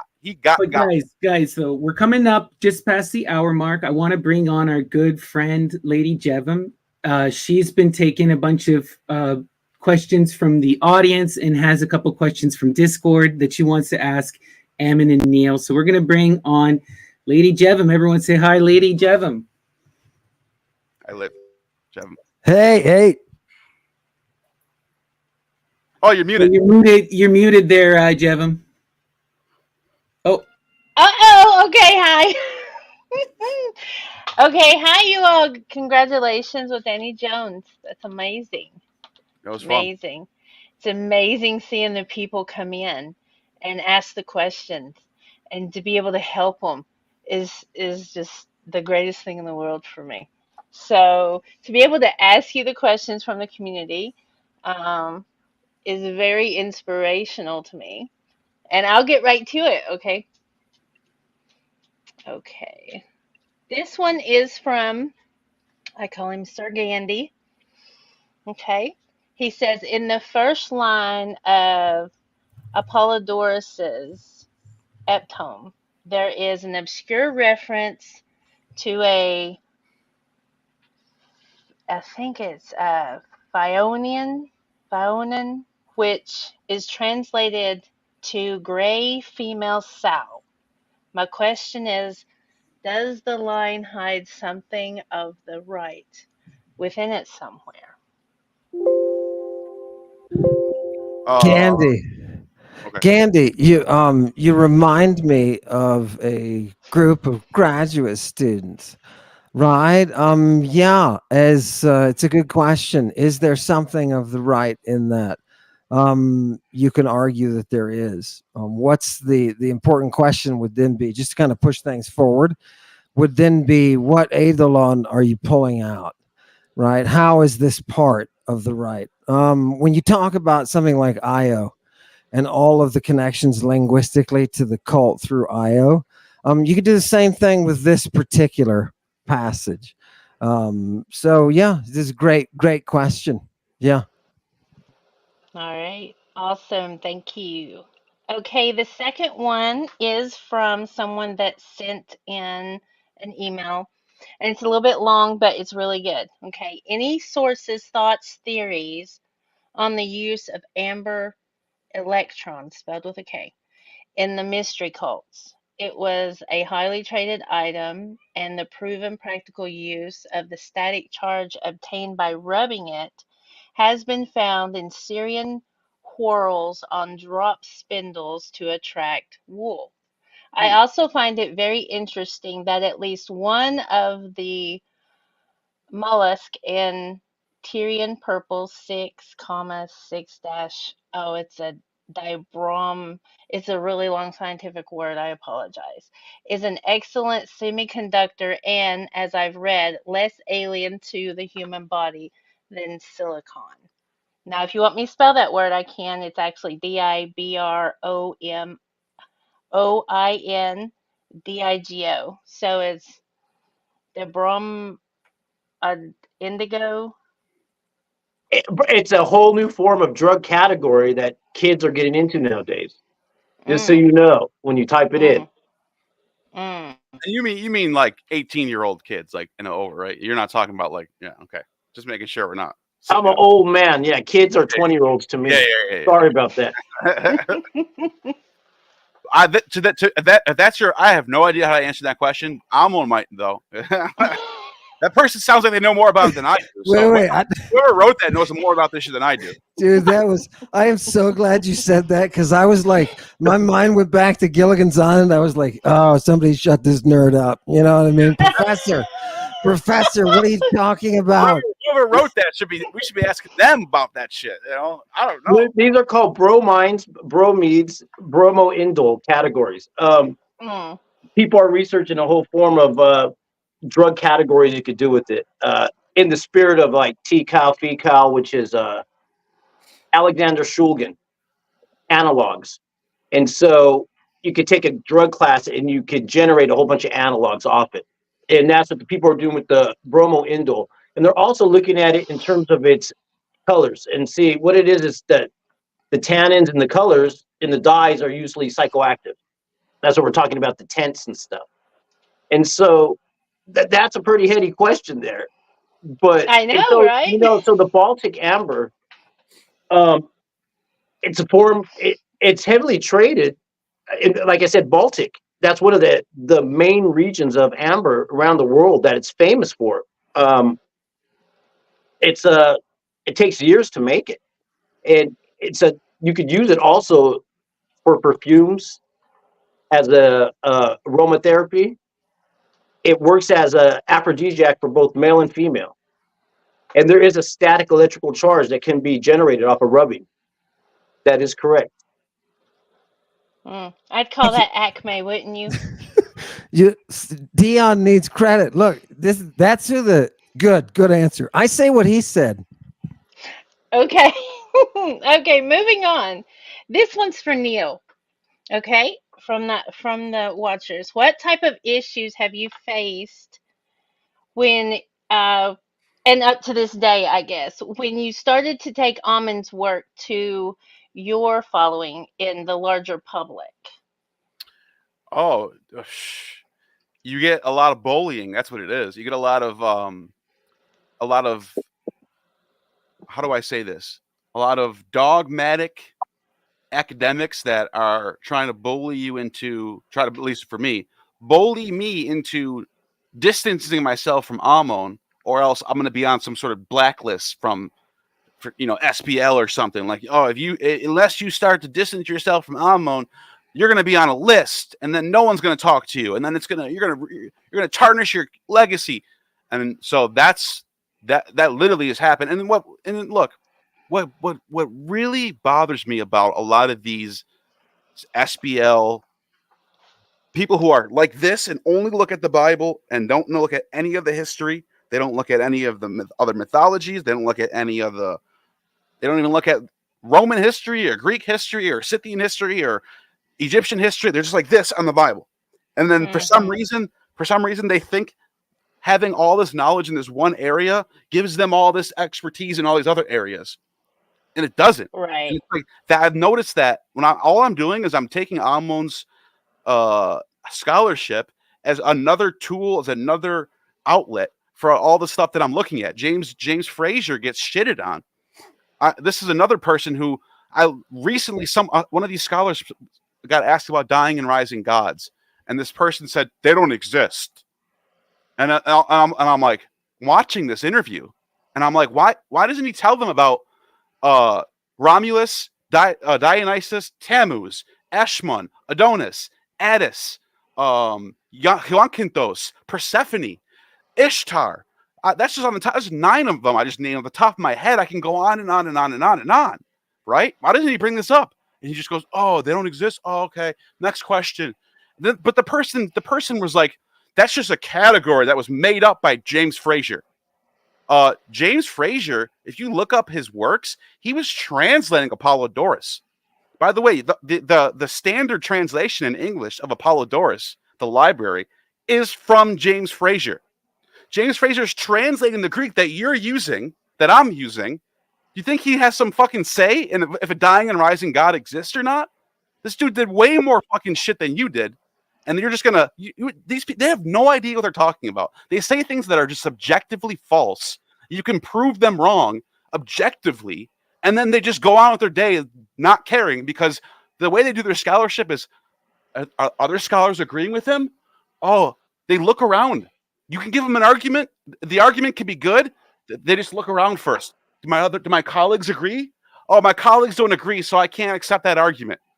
And then 6 months later, when someone like Gad Barnea comes on and has the same argument, all of a sudden now it's groundbreaking shit. That's groundbreaking shit. because another PhD came along. He checks the boxes that I'm looking for. It's like they don't look at the arguments. They look at this. They look to see if other scholars agree or not.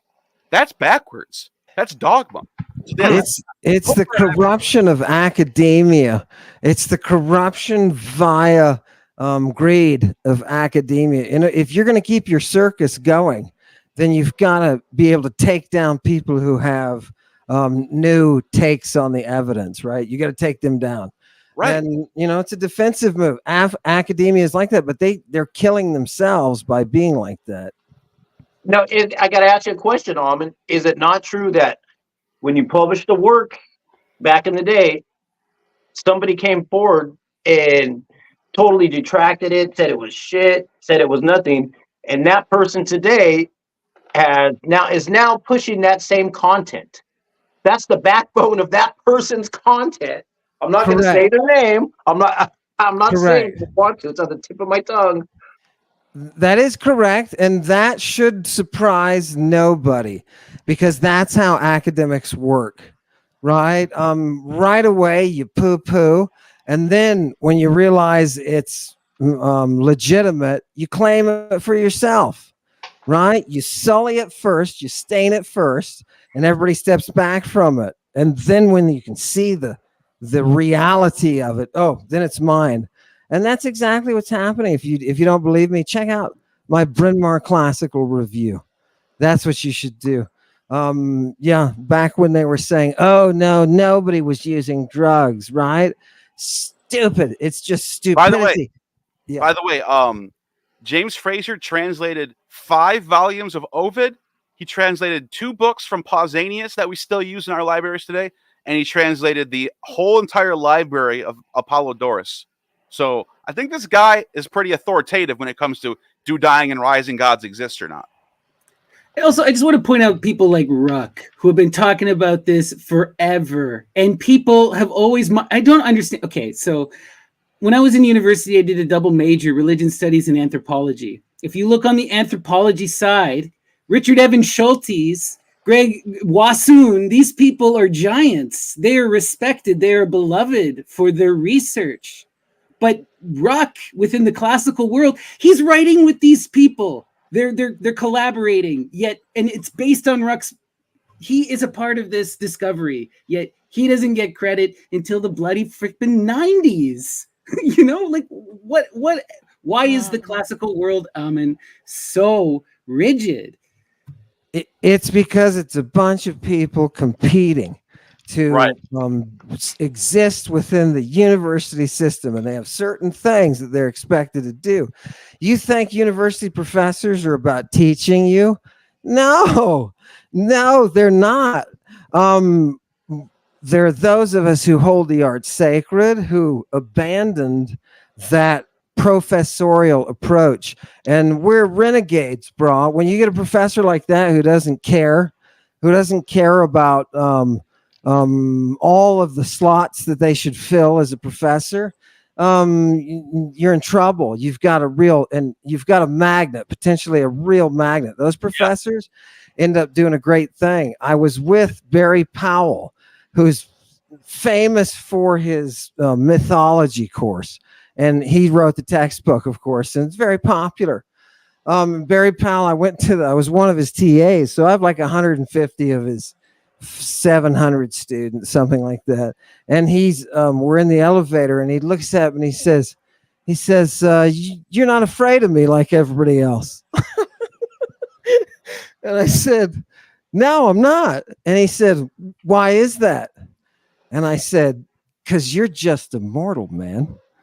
Right. Mm-hmm. And that was the attitude of the professor has to be in a certain, that was totally disrespectful for me to do that. I was standing outside of the university model. This is classics. I can only talk about what I know and have experienced. This is classics, right? And you have to remember, Snappy, classics is tiny. When we had 1,300 students for Greek, that is at a big university with 50,000 students, you will have probably a department of 20, maybe 25 classicists. That's it. That's it. So yeah, it's a small pie that everybody is trying to get a piece of. And if you stand outside it, if you just look at the training for the sake of the training, which is what I did, there was that muse. And you've got to follow. I just knew it's that muse and that muse alone. And when you follow that course, it pulls you away from the money and the circus and all that kind of stuff. That's just my ramblings. I'll stop. Hey, Ammon, Largest Greek I gotta class ask in the you. world. I want to ask you a real quick question because you're talking about academia and teaching and your teachers and teaching students. I want to know about this Minnesota scandal. I want to know what happened. I read that Minnesota scandal. you assaulted Was there a scandal in students. Minnesota?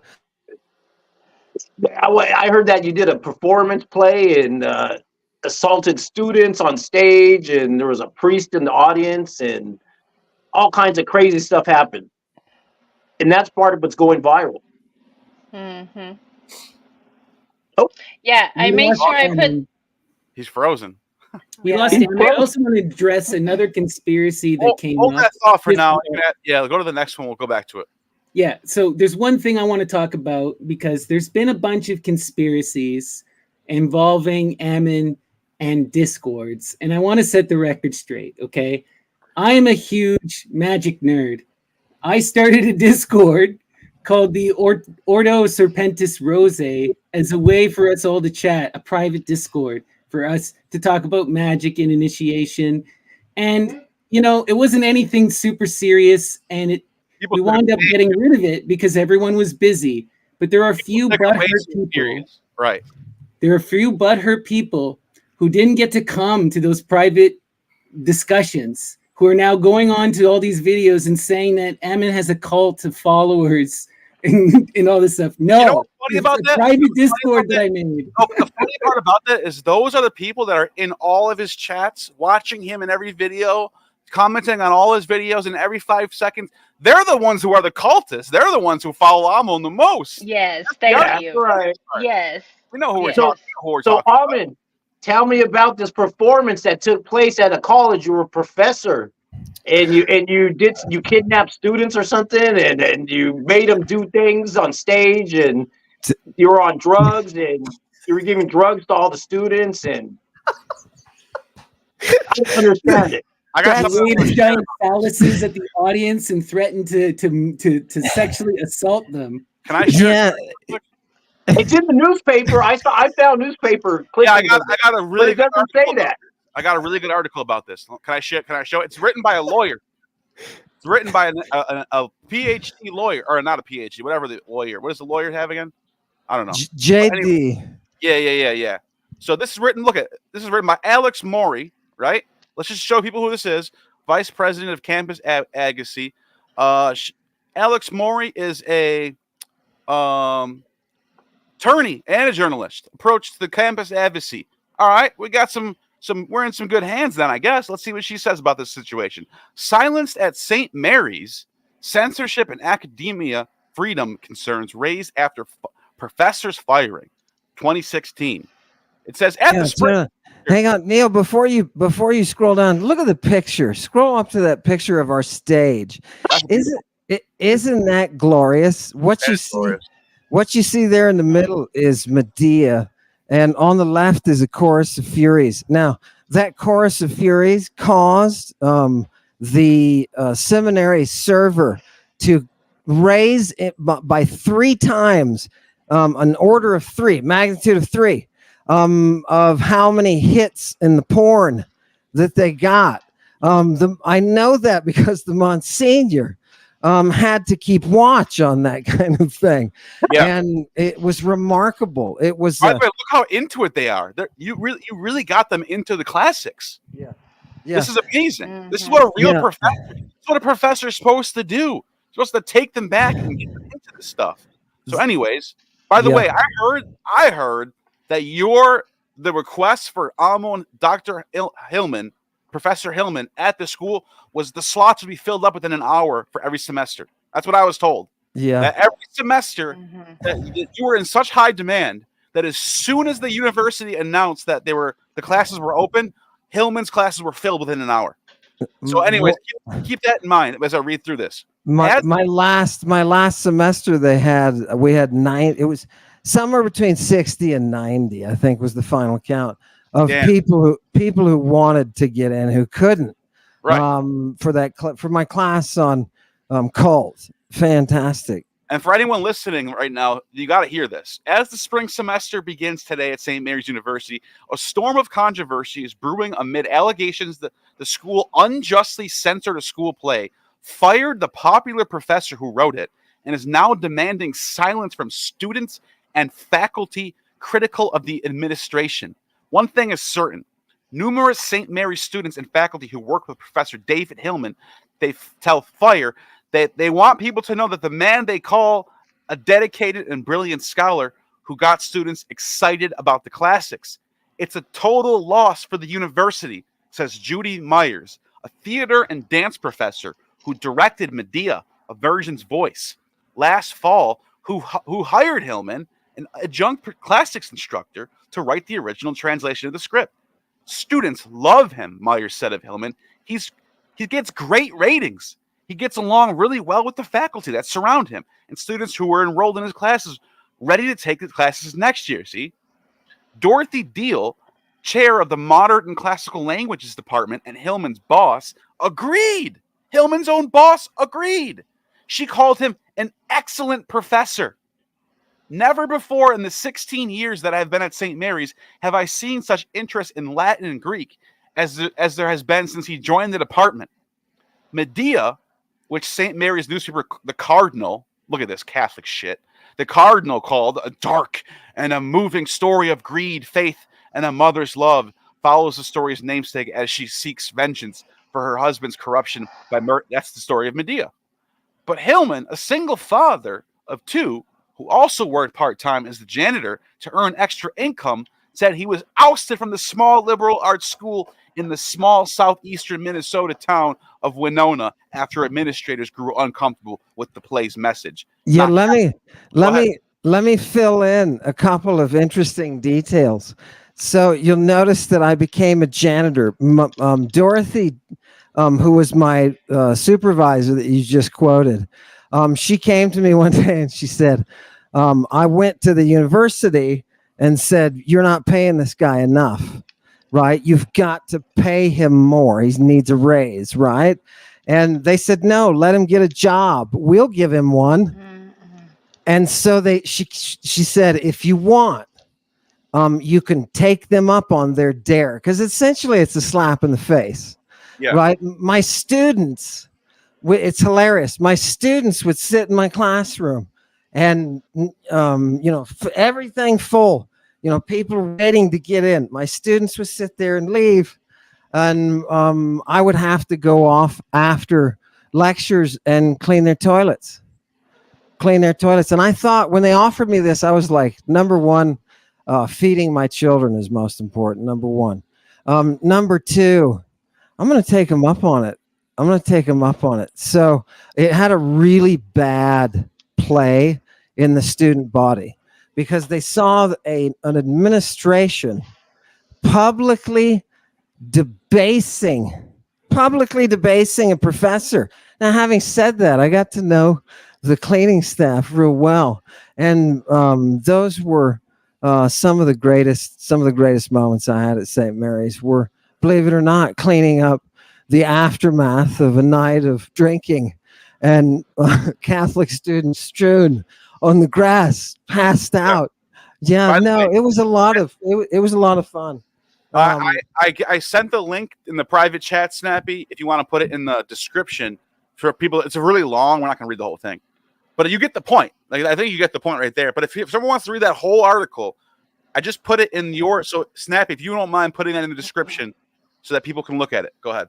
Something I think that's important that people recognize is that the administration started hunting me, and my real vindication came when the head or a representative of the American Association of University Professors, AAUP, 2 of them actually came out to St. Mary's and did an investigation on my behalf, and came to the conclusion that the university had falsely terminated me and that it was a free speech issue.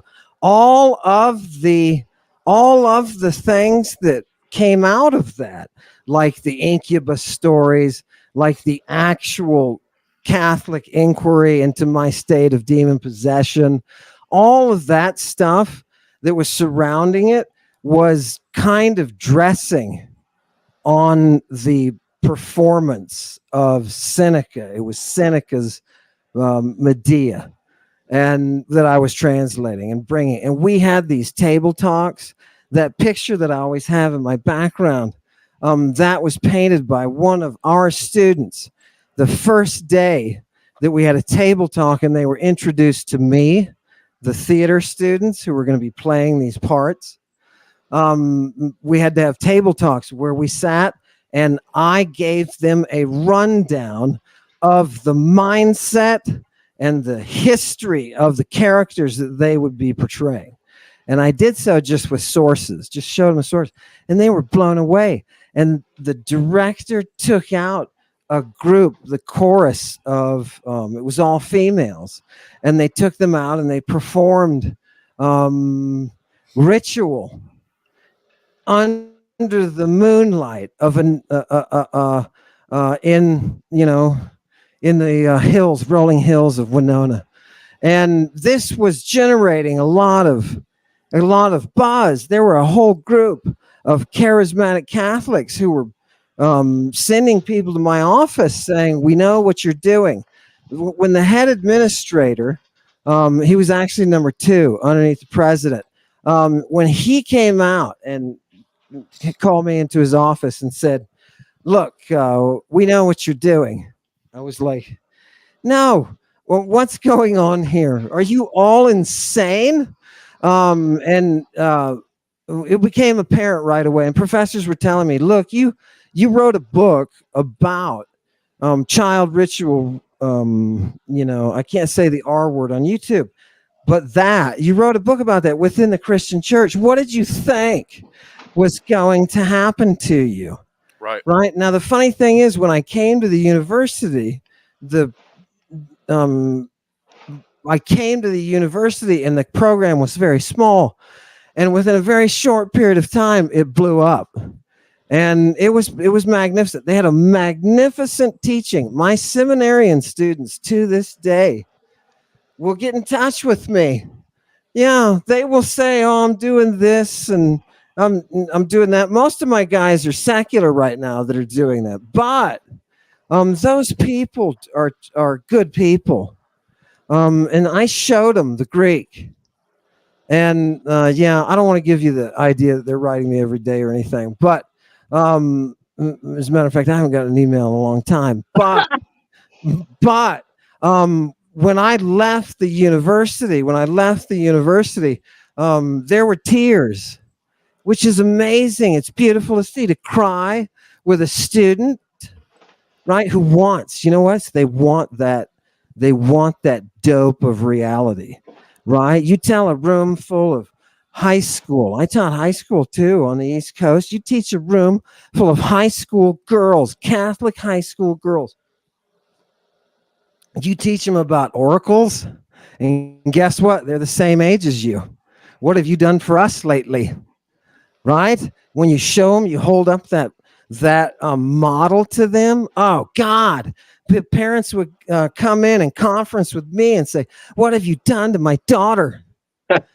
Right? Question, Ammon. I got a question for you.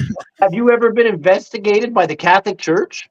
Yes, I have. No. I can proudly say officially I have an inquiry into my state of demon possession. Yes. Okay, so I'm going to go on to next question now, guys. Okay, this one's from Andy, and he insists that I ask. Okay, how many penises does Cerberus have? 1 or 3? I'd say 3. All right. I'll pick one. So maybe we'll meet in the middle somewhere. Yeah, I don't remember. In all honesty, Mandy, I don't remember ever seeing a myth about the genitalia of Cerberus, but it does not mean it's it's not out there. Right. There could be something. You never know. I will just add an aside for people because it's fun. Cerberus is huge mystery. Carl Ruck in the Samothracian Mysteries connects Cerberus as an incarnation of Hecate. Right. The three Right. headed. And you need to get past Cerberus in order to get to and from the underworld. This is what the mysteries are all about, right? And don't forget, he's got that dark spume on his mouth. It's a foam, right? And people don't realize that's also connected with the mystery. And that's through, if you trace it, it's through those half woman, half viper figures like Echidna, right? And Typhon, her husband, that spume. They're always talked about with the spume, the dark purple or black spume. Yeah, it's like, what do these people have on their mouths, right? Beautiful anthropology. Like, yeah, love it, love it. Okay, and let's see. This one I thought was really interesting. Another email said they wanted to ask you about the words Messiah and Siphus in the Gospel of John, specifically chapter 1, verse 41 and 42. In your opinion, are these words Aramaic Hebrew words that have been transliterated, or do they have their own meaning in the Greek language? Yeah, that's the same thing as Christ, asking about the Christ, because that's where they're saying it's the anointed one, it's the Messiah, No, what's happening is one live language is being impressed upon by a dead language, a liturgical language, and that Mashiach is not a part of the Greek vocabulary. So whatever's happening there with the author is importing that. I'm not going to guess what the root is, whether it's Aramaic, because I'm not a Semitic studies guy. I did take Hebrew, modern Hebrew, but that was just enough to say, hey, where's the disco? So yeah, no, I don't know. Is it? Yeah. All I can tell you is the concept is not. It's being impressed upon the language of the document, which is the Greek text that you're talking about. Definitely. And people try to do that all the time.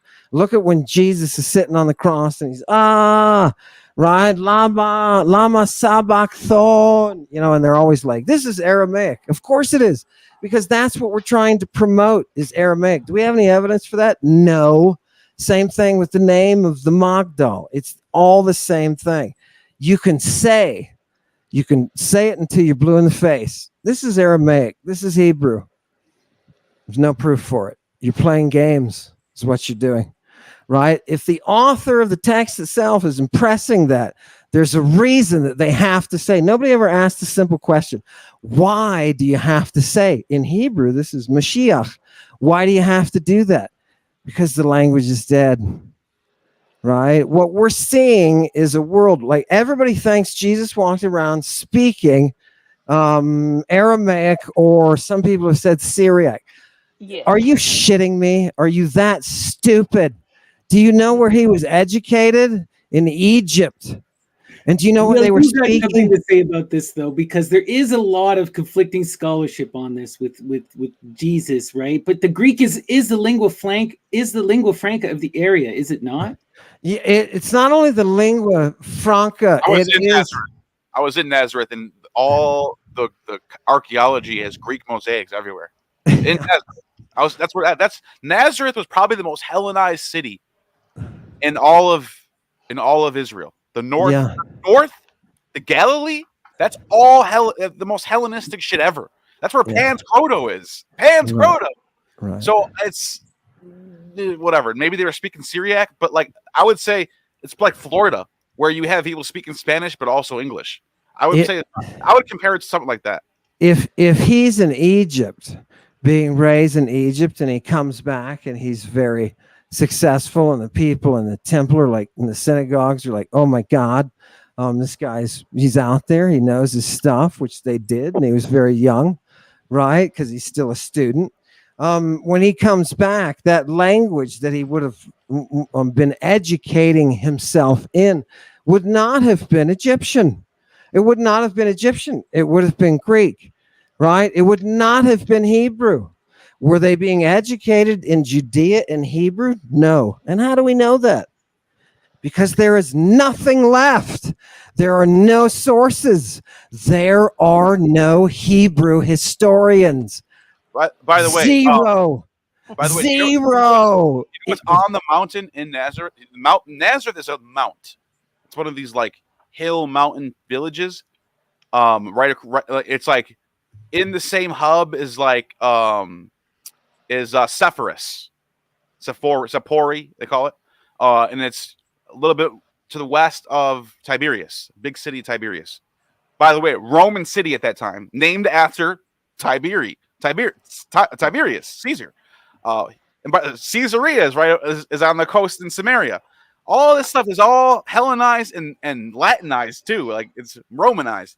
Anyways, the hill village of Nazareth. Guess what's on there? Not only is there a synagogue with the 12 constellations with Helios on it, but also a fucking theater, and it's called the Theater of Dionysus. That's the name of it. And then me and Derek Lambert took a little walk down the road, just checking out some of the archaeology, and there's the horned Dionysus on the ground with Ariadne. And then on the other side, there's a giant Orpheus mosaic holding his lyre in his hand. That's Nazareth. That's the city that Jesus grew up in. So I'm just saying, I've been there. I saw it with my own eyes. I know what's going on over there, and especially in the first century. You know, guys, you said Mashiach. I gotta just at least throw it in there because we're talking about it tomorrow on the episode. It deals with crocodiles, Sobek, and the anointing of feet with crocodile fat and crocodile sex, acacia and mollusk, and all that kind of goofy stuff. So that's what they're saying, to be anointed. People talk about being anointed with crocodile fat. It was a pharaonic ritual. It dealt with the intuition of like the helical rising of Sirius once a year would show up on the Nile, and it would flood, called induation, and all the crocodiles would come out. And they would obtain the fat from the crocodiles, and that's what you would put your spikenard or lilies in, and different. People don't know lard is what you would use to contain perfumes back in the day. And their poop. Yeah. Crocodile No, I've seen the text. I've seen the text with the poop. It's a crocodile poop is a treatment for depression. Isn't that fantastic? Damn. It's also a contraceptive. Yeah, it deals with the lactic acid and with acacia, and you could take and that's what people don't know. Acacia was used as part of the ritual too, but as a contraceptive is crocodile dung. It deals with the pH and lactic acid, and mollusk as well. So these mysteries of the burning purple. So we'll get to that next. You know, hopefully somebody's going to ask you about the purple. Ask me. Oh, Well, yeah. I didn't have any questions about the purple, but I will go to the next one. I believe By the way, real quick, I just want to say I'm about to find. I think I found the video I took of Orpheus's lyre in Nazareth. But go ahead. I'm going to pull it up in a minute. Okay, so the great guy, he's a great guy. Shout out to Big Tuna. He is the one that started the Reddit group, and there's almost 400 people in there now, and we're maintaining that. He asked if you could tell us more about your time with Professor Scarborough and what kind of influences he had on your work. Yeah, he had a profound influence on everything that I was doing, and it was a great time. I used to go after classes were over. Dr. Scarborough and I, who, by the way, the real advantage to working with Dr. Scarborough is the fact that he had the medical side as well. He had a very firm grip on the medical side, so he could do the history and the languages, and also kind of go over into the medicine and try to pull out those types of works. And he was working on the drugs just a lot. He's very well published, just an outstanding expert. And he had a great influence on me. I didn't. I went with him. I used to go to class. And then after class, I would go to have drinks with Dr. Scarborough. And that's really when you can get somebody in that tavern environment, that's really when they can release. So I got a lot of, just a lot of good training is what it was, because he was great at what he did. And I went to the University of Wisconsin just to work with him. I went to a meeting where it was between him and von Staden at Yale. And Scarborough was just, he was just head of the game. And so I went to the University of Wisconsin to work with him. Now, I didn't defend my dissertation the last year with him. There were personal problems and issues that came up. So I ended up defending with Patricia Rosenmeyer. She was the head of my defense. Yeah, and I saw him at a meeting years later after I graduated, and he knew what happened in the Chemical Muse, and he knew it blew up, and he knew my committee. See, if the funny thing was, if he had been seated on my committee, they would never have been able to do what they did, not pass it unless I take out the chapter on recreational drugs. They would never have been able to do that. And he would have made sure they didn't, because he had access to all of this evidence. But because he wasn't there, the committee was able to kind of bow to pressure, right? But again, in political, people say, is there political stuff going on in academia? Absolutely, right? And at that time, it was politically bad to write about drug use. It was just a bad thing. So long story short, John Scarborough was he was one of my favorite people to ever interact with. And there's many times when I don't know how I've managed to drag myself through all the vomit to get back home, but I did, and it was a good time. A good time was had by all. By the way, Scarborough is a legend who translated a whole bunch of the PGM too. He would sit around and talk about how terrible that translation was. I used to love it. So you want to see what I found in Nazareth? I have 2 quick videos. I'm going to turn the sound off because it's going to be horrible sound, but we can just talk over it. This is me just filming with my phone in Nazareth, and this is what I found. This is literally in Nazareth. I'm not kidding. Sephora is the bigger city, but right across the town hill of Nazareth is this location right here. It's a very small town. There's a theater. There's a couple of little strips of archaeology where you can see a little village was there, and that's it. It's that small. There's nothing going on there. Here's what it is. So I don't know why James Tabor just kept walking. I'm like, wait, why aren't we? What's like? I want to see this. I want to see what this Greek is. He just keeps going. I don't know. He was looking for some Hebrew shit somewhere. I don't know, but I don't know what he was looking for. But I saw this and I go, wait a minute. That looks like someone with that lyre in his hand. And I walked up here. He just walked right past this giant. What it looks like someone's house. That's what it looks like. It's the outside of someone's house. And so I don't know why I'm acting like an idiot, but I'm walking around like an idiot. All right, here we go. I finally walked up here. And look at, can you see it? Let me see if I can get a good shot. Look at that. You see the outline of Orpheus? This is Nazareth. Wow. That's Nazareth. Yeah. That's Orpheus. That's beautiful. Isn't that crazy? Yeah, it is. And then check this out. This is another video that I shot. Here's Dionysus. This is called the Theater of Dionysus, what we were standing in. This is the house that's right next to it. So some Roman billionaire at the time, I'm just assuming that's how rich they were, built this house in Nazareth, and they built a theater and a synagogue right next to it. And this is a mosaic with all the scenes from the Dionysica on it. Mm. That's what I'm telling you. I looked at every single one of them. It's all scenes from the Dionysica. And you're going to sit there and tell me that look, that's Heracles. See it? In Greek, Heracles. Anyways, my camera was And, terrible. They were I just want to add really in pagan. one fun thing about Medea and Heracles that people always seem to forget. Medea cured Heracles of his curse. right? And Heracles winds up in Athens, where she's married to Aegeus, and she cures him. and she's the only one who is allowed into the Heraclean ritual. When Heracles does his mystery, the only female that's allowed to be there is Medea. So question for y'all. I got cut out for a second. Did you show Orpheus's lyre? Yeah, did you see it?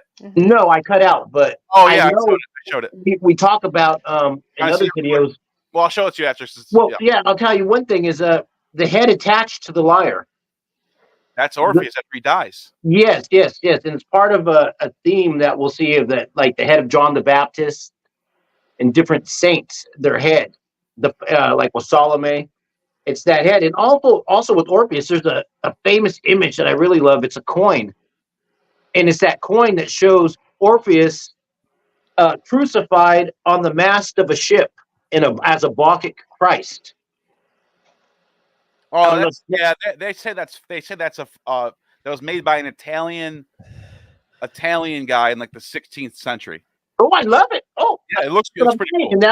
And that's what I heard too. But where did he get that idea from in the 16th century? That's what I posed the question on the video. Fascinating shit, though. I like it. Yeah. Scholars used to push the fact that Orphism made a resurgence after Christianity came around. So a lot of those images that you think, oh, that's maybe Christian, a little bit of Christianity in there or something. A lot of that we were trying, my generation was trying to figure out how genuine that was. Is this an influence from Christianity now that Orphism is blowing up? And where'd the Satanists go? Right? Because where did that line? Right from Jesus, from the beginning, you have those Satanists. So where do they come from? And they're calling them Satanists. Right? It's in Epiphanius. I'm not kidding you. So yeah, love it. So we have another thread here dealing with Heracles. I think somebody wanted to know the Garden of Hesperides, if I'm saying it correctly. That was one of the questions. They want to know where the garden was. Yeah, there was several people very interested in where the Garden of Hesperides was located. Where you think it's located, Ammon? Why? Look, this is the third question that I have no clue. I was there. No. Look, no, there's a lot of speculation, and when you take Homer, part of the course is geography, because you have to look at the geography through their eyes, and this is probably Sicily that they're referring to here. I don't know.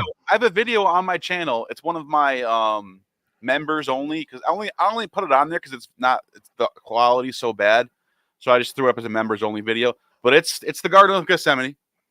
It's right next to a Christian church. Right next to a Christian church. By the way, if you want, this is gonna blow your mind. I should pull the video up. So the Garden of the Gethsemane it's a beautiful looking garden, and you can walk around it. You can't go in the actual the tree. There's old trees that are like 1,000 years old there. Did you go to the mikveh? Yes, that was there too. The mikvah, yeah. But when you walk past the garden, you can go inside this church. This old Roman church, Orthodox church that's there. With the pictures. Yeah. But guess what they have inside? They have all the scenes from the Bible in there. One of the scenes is Jesus being arrested with the kid. I'm not kidding. It's in the church. I'm not kidding. It's in my video. I also just want to point out before we completely move on from the topic, there is all of this Homeric imagery of the cross as well as the mast of the Argo. You also see it in the Odyssey as the whirring fan.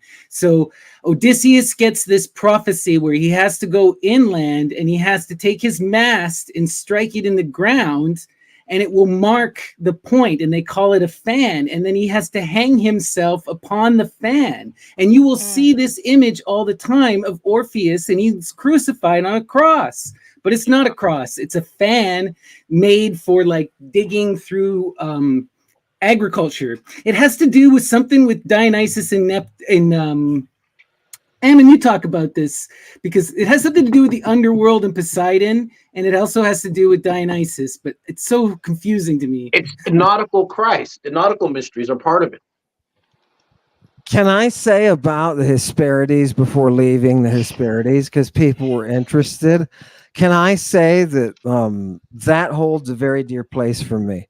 Because as I was looking at the drugs that are involved in these rituals, you can follow it through all of these encounters. Notice that Heracles is going to be killing some kind of dragon, some kind of guardian. And what is the guardian guarding? The guardian is guarding an oracle. And what does he do? He takes the poison from the dragon. Those dragons that they kill, those serpents who were guarding, right? Those Ophites who were guarding, those dragons, that devil who was guarding, they're always taking the poison. Heracles, that's ultimately what kills him in the end, is that poison. And his teacher is the one who's has all that serpent drug knowledge, right? And his teacher is the one, Heracles, who, takes his own blood, and his blood poisons Heracles, and it poisons him in a way that people have said, what the hell is going on? Because he puts on a shirt that has this drug impregnated in it. And everybody's like, what the hell why? And for what reason? And then what happens to him after he does it? He bursts into flame. It's the only way for the Son of God to die is to be taken through that Christ, through that venomous exposure. It's the only way for that Son of God. Literally, nobody can kill him, right? It ends up in that same poison that they're talking about is on his arrows. It's on his arrows. So I have a special place for the Hesperides because the apples that they produce are those apples that are guarded by that serpent. Yeah, love it. I love And this. so these magic apples, I've heard pomegranates, I've heard the apple of Eve, I've heard Amanita muscaria. I've heard Libya's where the garden's at in Africa.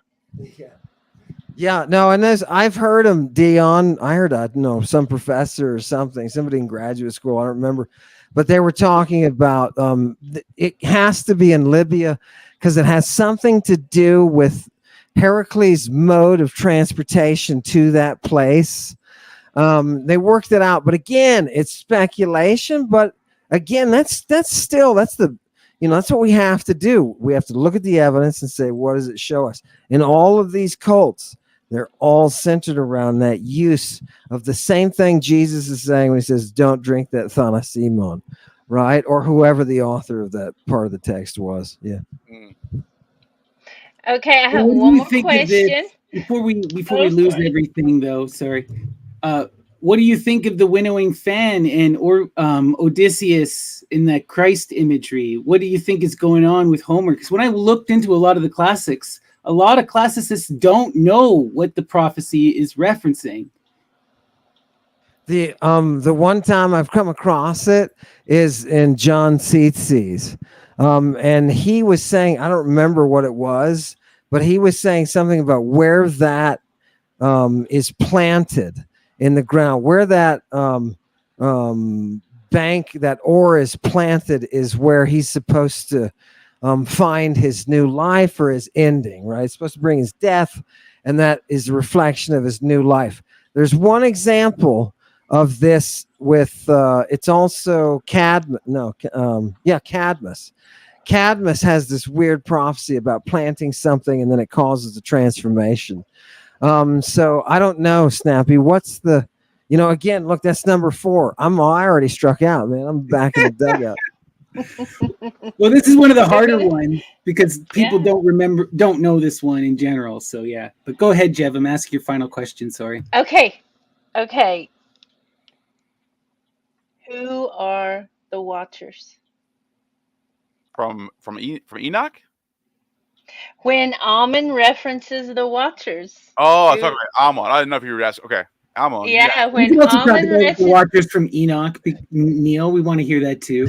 Sure. Yeah, of course. I'm you first though.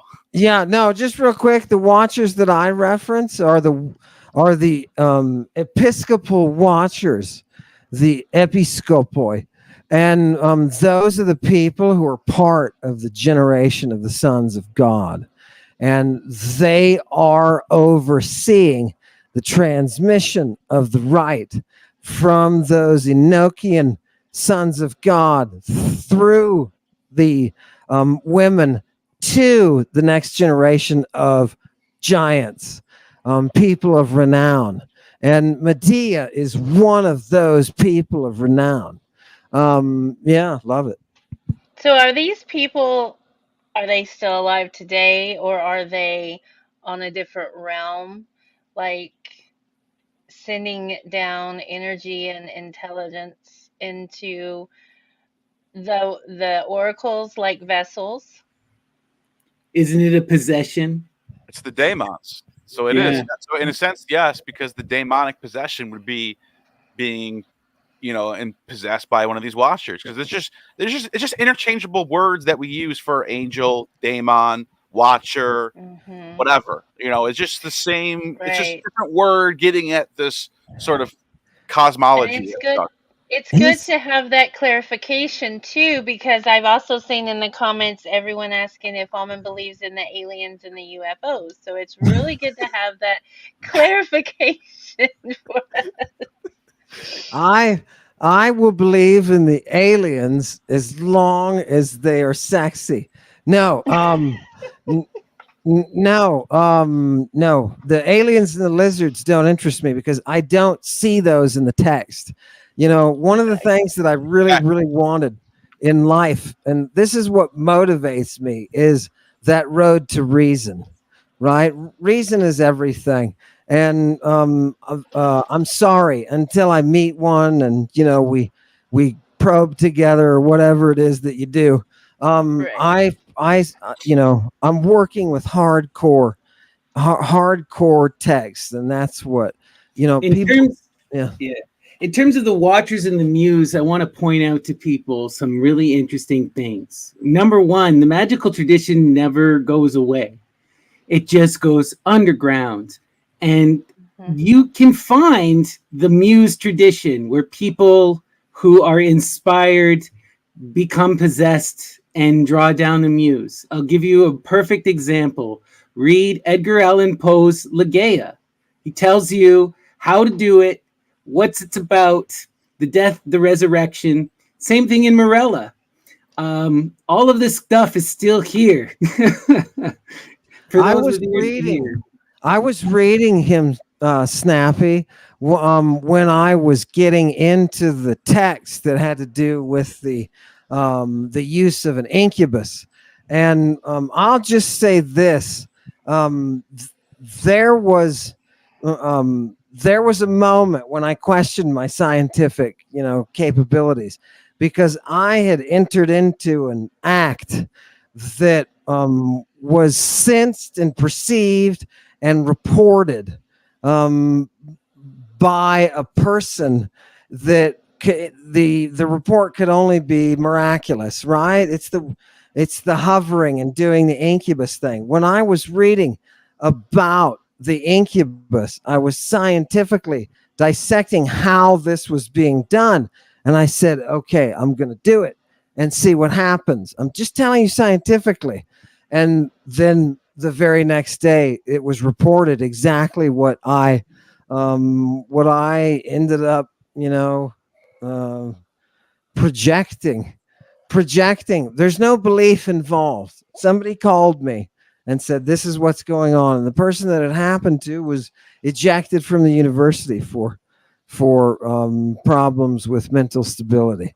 So I can tell you for a fact the physics behind what, people say, oh, he's demon possessed. There's a reason they wanted to investigate me for demon possession, right? Because there were things that I could reportedly do that people, it was causing, when it got to the courts, because I came after the university, because you can't fire somebody for translating Seneca. I'm sorry. You can't do that. So when I went after the courts, it became an issue with the attorneys involved to what extent I was operating a cult, right? That became the question. To what point people believe that you are able to translocate and a form that is vampiric, right? And that was the fervor that was on campus. And that fervor perfectly and beautifully matched everything that the muse had told me. Everything in all of these passages. People say, is the muse, are you talking about a muse that's an idea or an ideal? No, I'm talking about an actual muse. I'm talking about opening up a text and being told exactly how to perform certain things, do certain things, and how to work, right? That's the power of the Logos. And when, for example, I tell this one, and I want people to realize this because I tell everybody, people say, you're a genius. You figured something out. It's incredible. You're a genius. Oh, it's very, no, I'm not a genius. I'm a total cheat. I have a muse. You can't see her, but she's standing next to me. And if I ask her, show me X, Y, or Z, she'll do it. And I asked her, show me how to do this. And I projected in the very next day reports of it. And I realized right away, oh, okay, there's some real significant God stuff going on here, right? When Archilochus stands up and he says, I'm a servant of the god of war and the muses, right? And the beauty of the muses, right? He's not saying that because he's coming up with an abstract idea. People need to understand the muse is not an abstraction. And people say, oh, it's just somebody's inspiration. No, it is not. They didn't talk about that. It's not how they approached it. They approached it as an actual entity, right? The Holy Spirit is the classical muse, right? Christians today walk around praying and working in the Holy Spirit. They understand what that means. There is a reality to it. And that's why some people can sense that reality and will say, oh, he's demon possessed. Right. We got to talk about the real meaning of this, because I was getting frustrated at times because I've tried to explain this to some people who are too Christian focused. Right. OK, perfect place we can go to. Clear source is Plato. Plato puts in the mouths of Diotima what the freaking daimons are. The daimon is the highest self. It is a spiritual force that connects you between this realm and the next realm. It allows you to move between the planes. To speak with the demon and be possessed by the demon is to know thyself. The sign that Socrates is the gadfly and is such a great, intelligent man is that he has a daimon. Right? That's exactly beautifully said. And it's only the recognition. Saba in Greek is the recognition of that power, that invisible power, right? Have you ever wondered why Odysseus is followed around by a teenage girl who gives him all the advice that he needs? She's a goddess. She's the virgin, right? Nobody wondered why this was happening. Nobody wondered why he's out collecting arrow poison. Nobody wondered about why it is that Odysseus is able to go to the underworld. Odysseus goes to the underworld, right? Why? How's he doing that? What's going on? There's an invisible goddess who follows him around. And that connection, people didn't, the earliest temples in Greece, the temples to the muses, right? Those forces are what are guiding the oracles and hence the governments in Greece. And if you think that I'm smart and clever enough to come up with the stuff. You're just wrong. Let me tell you one thing, and I'll shut up. Dr. Carl Ruck emailed me one day, and he said, we were having conversations back and forth, and he said, look, if what you're saying is accurate, you're going to have to find some anus that's purple. It's covered with the dye, the purple. And I said, I got off the email. I went to my bookshelves. I asked the muse, give me the text where we've got a purple anus so I can give it to him. And I pulled it off the shelf and opened up randomly to a page to the only purple anus I have ever seen. Right? Sent it back to him. Now, it happens to be in the work that talks about sacred sodomy and that talks about the use of the drug Satyrian, which is the one that causes you to enter into the erect state so that you can go through the rite, the ritual operation, right? The satyrs, we're making satyrs. So look, I didn't figure this out. I literally asked her, walked over to the bookshelf and pulled out the source, and I sent it right away. It's in the logs. I can send the emails. I still got them, right? That's the muse, right? Don't think that the muse is I'm sitting around getting inspired. No, this is reality. If you want to pull off an incubus, right, you've got to have an intermediary. You've got to have that Holy Spirit to get it done. Or the physics, whatever they are, the quantum physics, whatever they are, they won't work. And, people don't realize how common and how easy it is to reach the muse and how this possession can be explored. Like, for example, I'm a musician. The name Snappy is because I'm a body percussionist. I got to perform on the Tonight Show. I've traveled the world. I've done several different commercials, the whole nine. All of this is just Bacchic goddess worship. It's all possession by the muse, period. It's all about entering into trance states, and it's literally been an expression of my spiritual fervor. The drugs is a shortcut where you could just do DMT or ayahuasca and you just get a instant shortcut to that state. That's why the kukion is for. That's why the initiates drink the kukion. You got to get there somehow.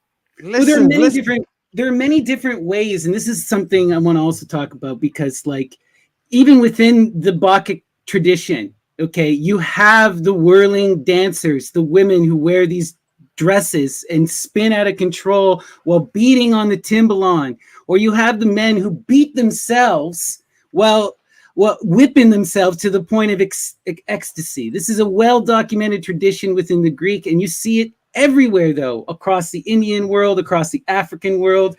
Becoming possessed by the drum is huge. Dion, you're also a percussionist. You've had these experiences. We've talked about this.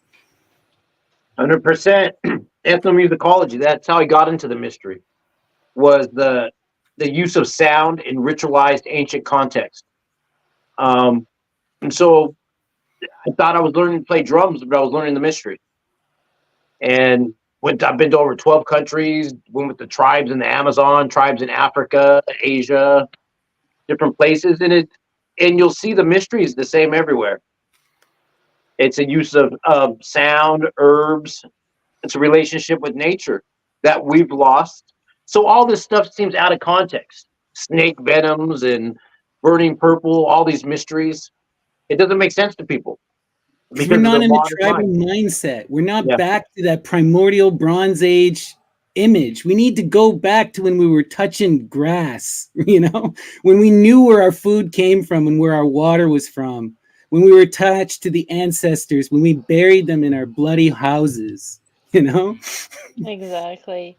I wanted to ask Ammon if he thought that the sortes was tapping into this same type of energy of the muse as we use when we do our tarot readings. Yeah. Sortition is the oldest branch of necromancy. And it goes way back with all sorts of different devices and bones and all sorts of stuff like that. But the bibliomancy, to me, has that special place where you're using the sortes to basically make a bridge between you and the reality that's on the other side of the dark star. That's how Claudian talks about it. That can be done through the process of randomization. And that's the only way that I can scientifically understand even a little bit of what's going on, is to look at it that way. Yeah. I wanted to tell you that I come from a long line of Appalachian Christian witches. And as far back as I can remember, my grandmother used bibliomancy with the Bible, and it worked every single time. And my mother, so it is a tradition, I feel like, that was somehow able to stay alive from ancient times till now. Well, to me, all of this is Saturnian magic, okay? And what is Saturnian magic? It's the magic of the cut up, division and remixing, the Seder plate. What is the Seder plate? It's the mixed plate. You cut everything up, you rearrange it on the plate.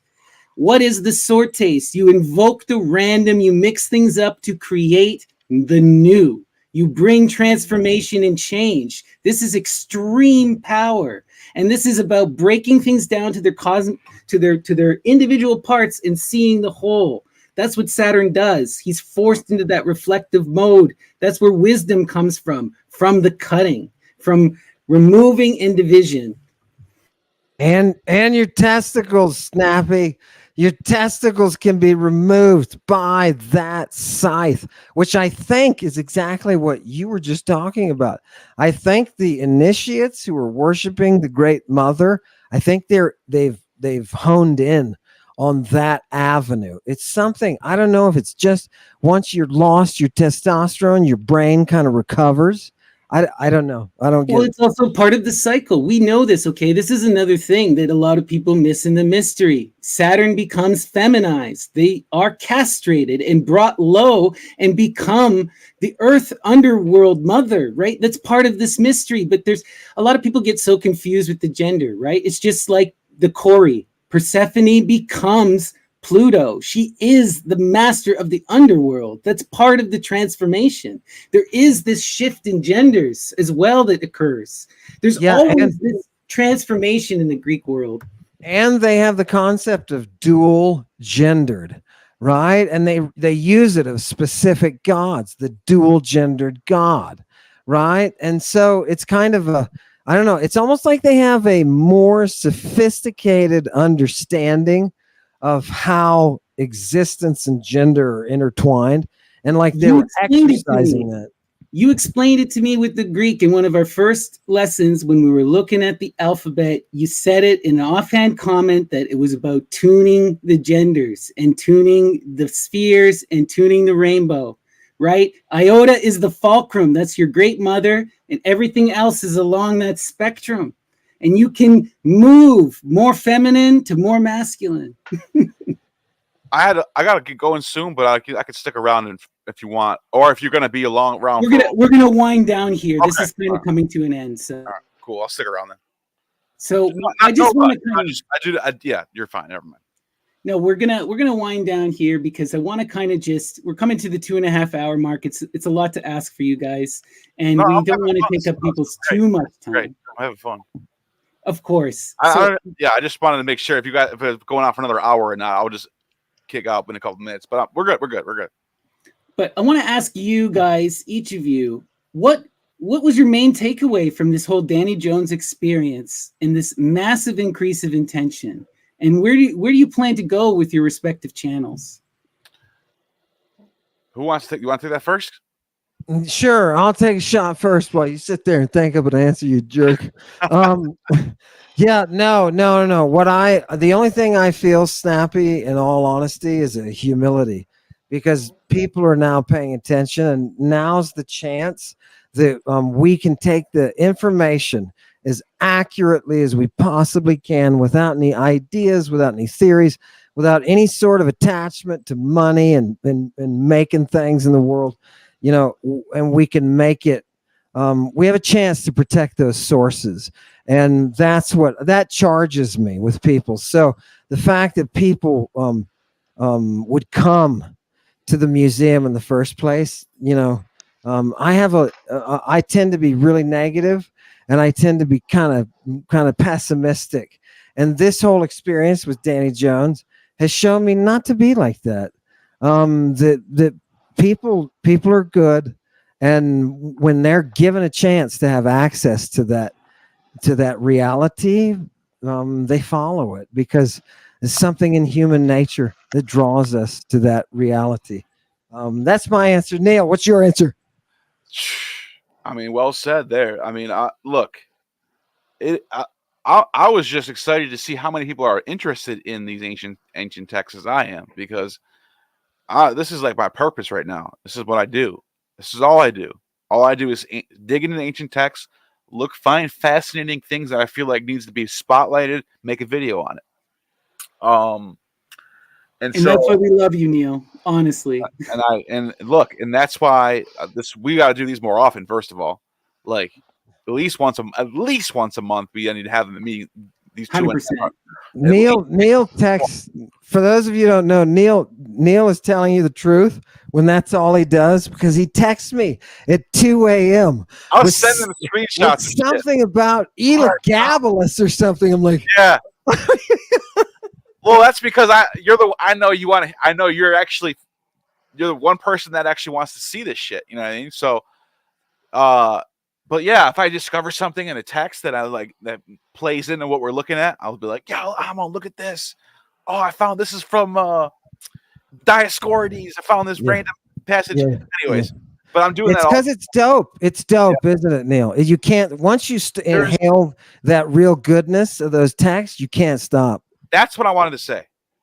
Once you get to a point where you're starting to read about the ancient world, and you get enough sources read, where you start to picture in your head what it looks like, it starts to become real, and then more color gets added, and then all of a sudden there's wind, and all of a sudden the trees are blowing, and all of a sudden you can see the world like you're there, because you have all these sources put more and more color into the ancient world.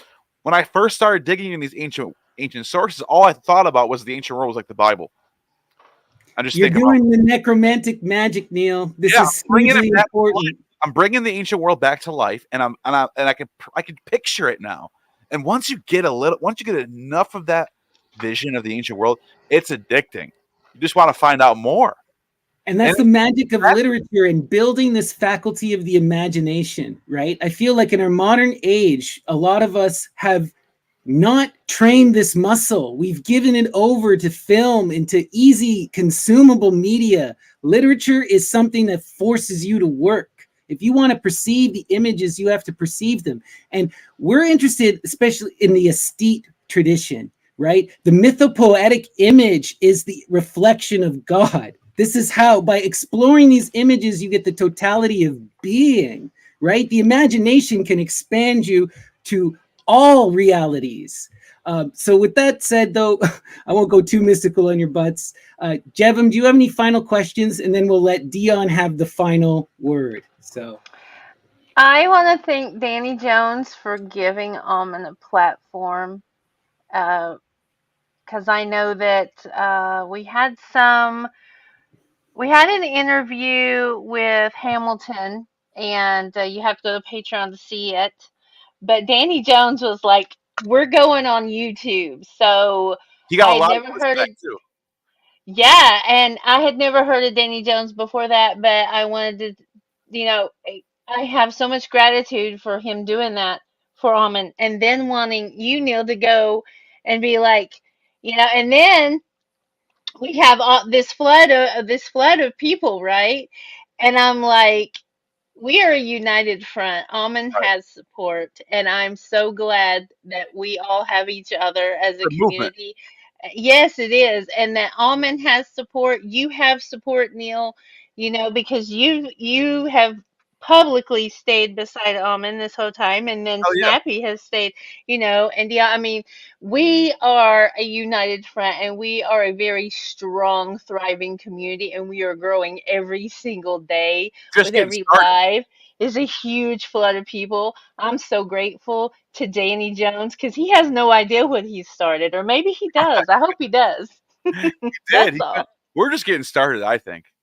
Yeah. I think this is going to be something big. I really do. Mm-hmm. And it's No, just absolutely. people who love the ancient world, love ancient Greek, love ancient Latin, and that's it. Well, they're sick of well, for one, they're sick of Christianity saying you can't do this and you can't do that. You know, That's it's just what it is. stupid. People want something different, and people like Christianity because they were told that it was this ancient, going all the way back to Adam religion, and then they find out, wait a minute, this religion really is one of the newer ones in comparison to the ancient world, ancient Greeks and ancient Etruscans or ancient Egyptians. This is Christianity is the new kid on the block. What are we doing? Let's go to the real shit. One thing I'll say about all this magic, all of this stuff about the muse and connecting to Venus, Bacchus, all of the stuff that we're all engaged in, okay? What does it do? Fundamentally, it gives you the tools to face fear, to reaffirm life, and to go forward in transformation, right? This is directly opposed to all of the monism. This is what we're about: evolution, about learning, and about growth. The muse is going to set you on a path of study and wisdom and expansion. And here's the thing, it's like people need this. We're all confused. The life is absurd.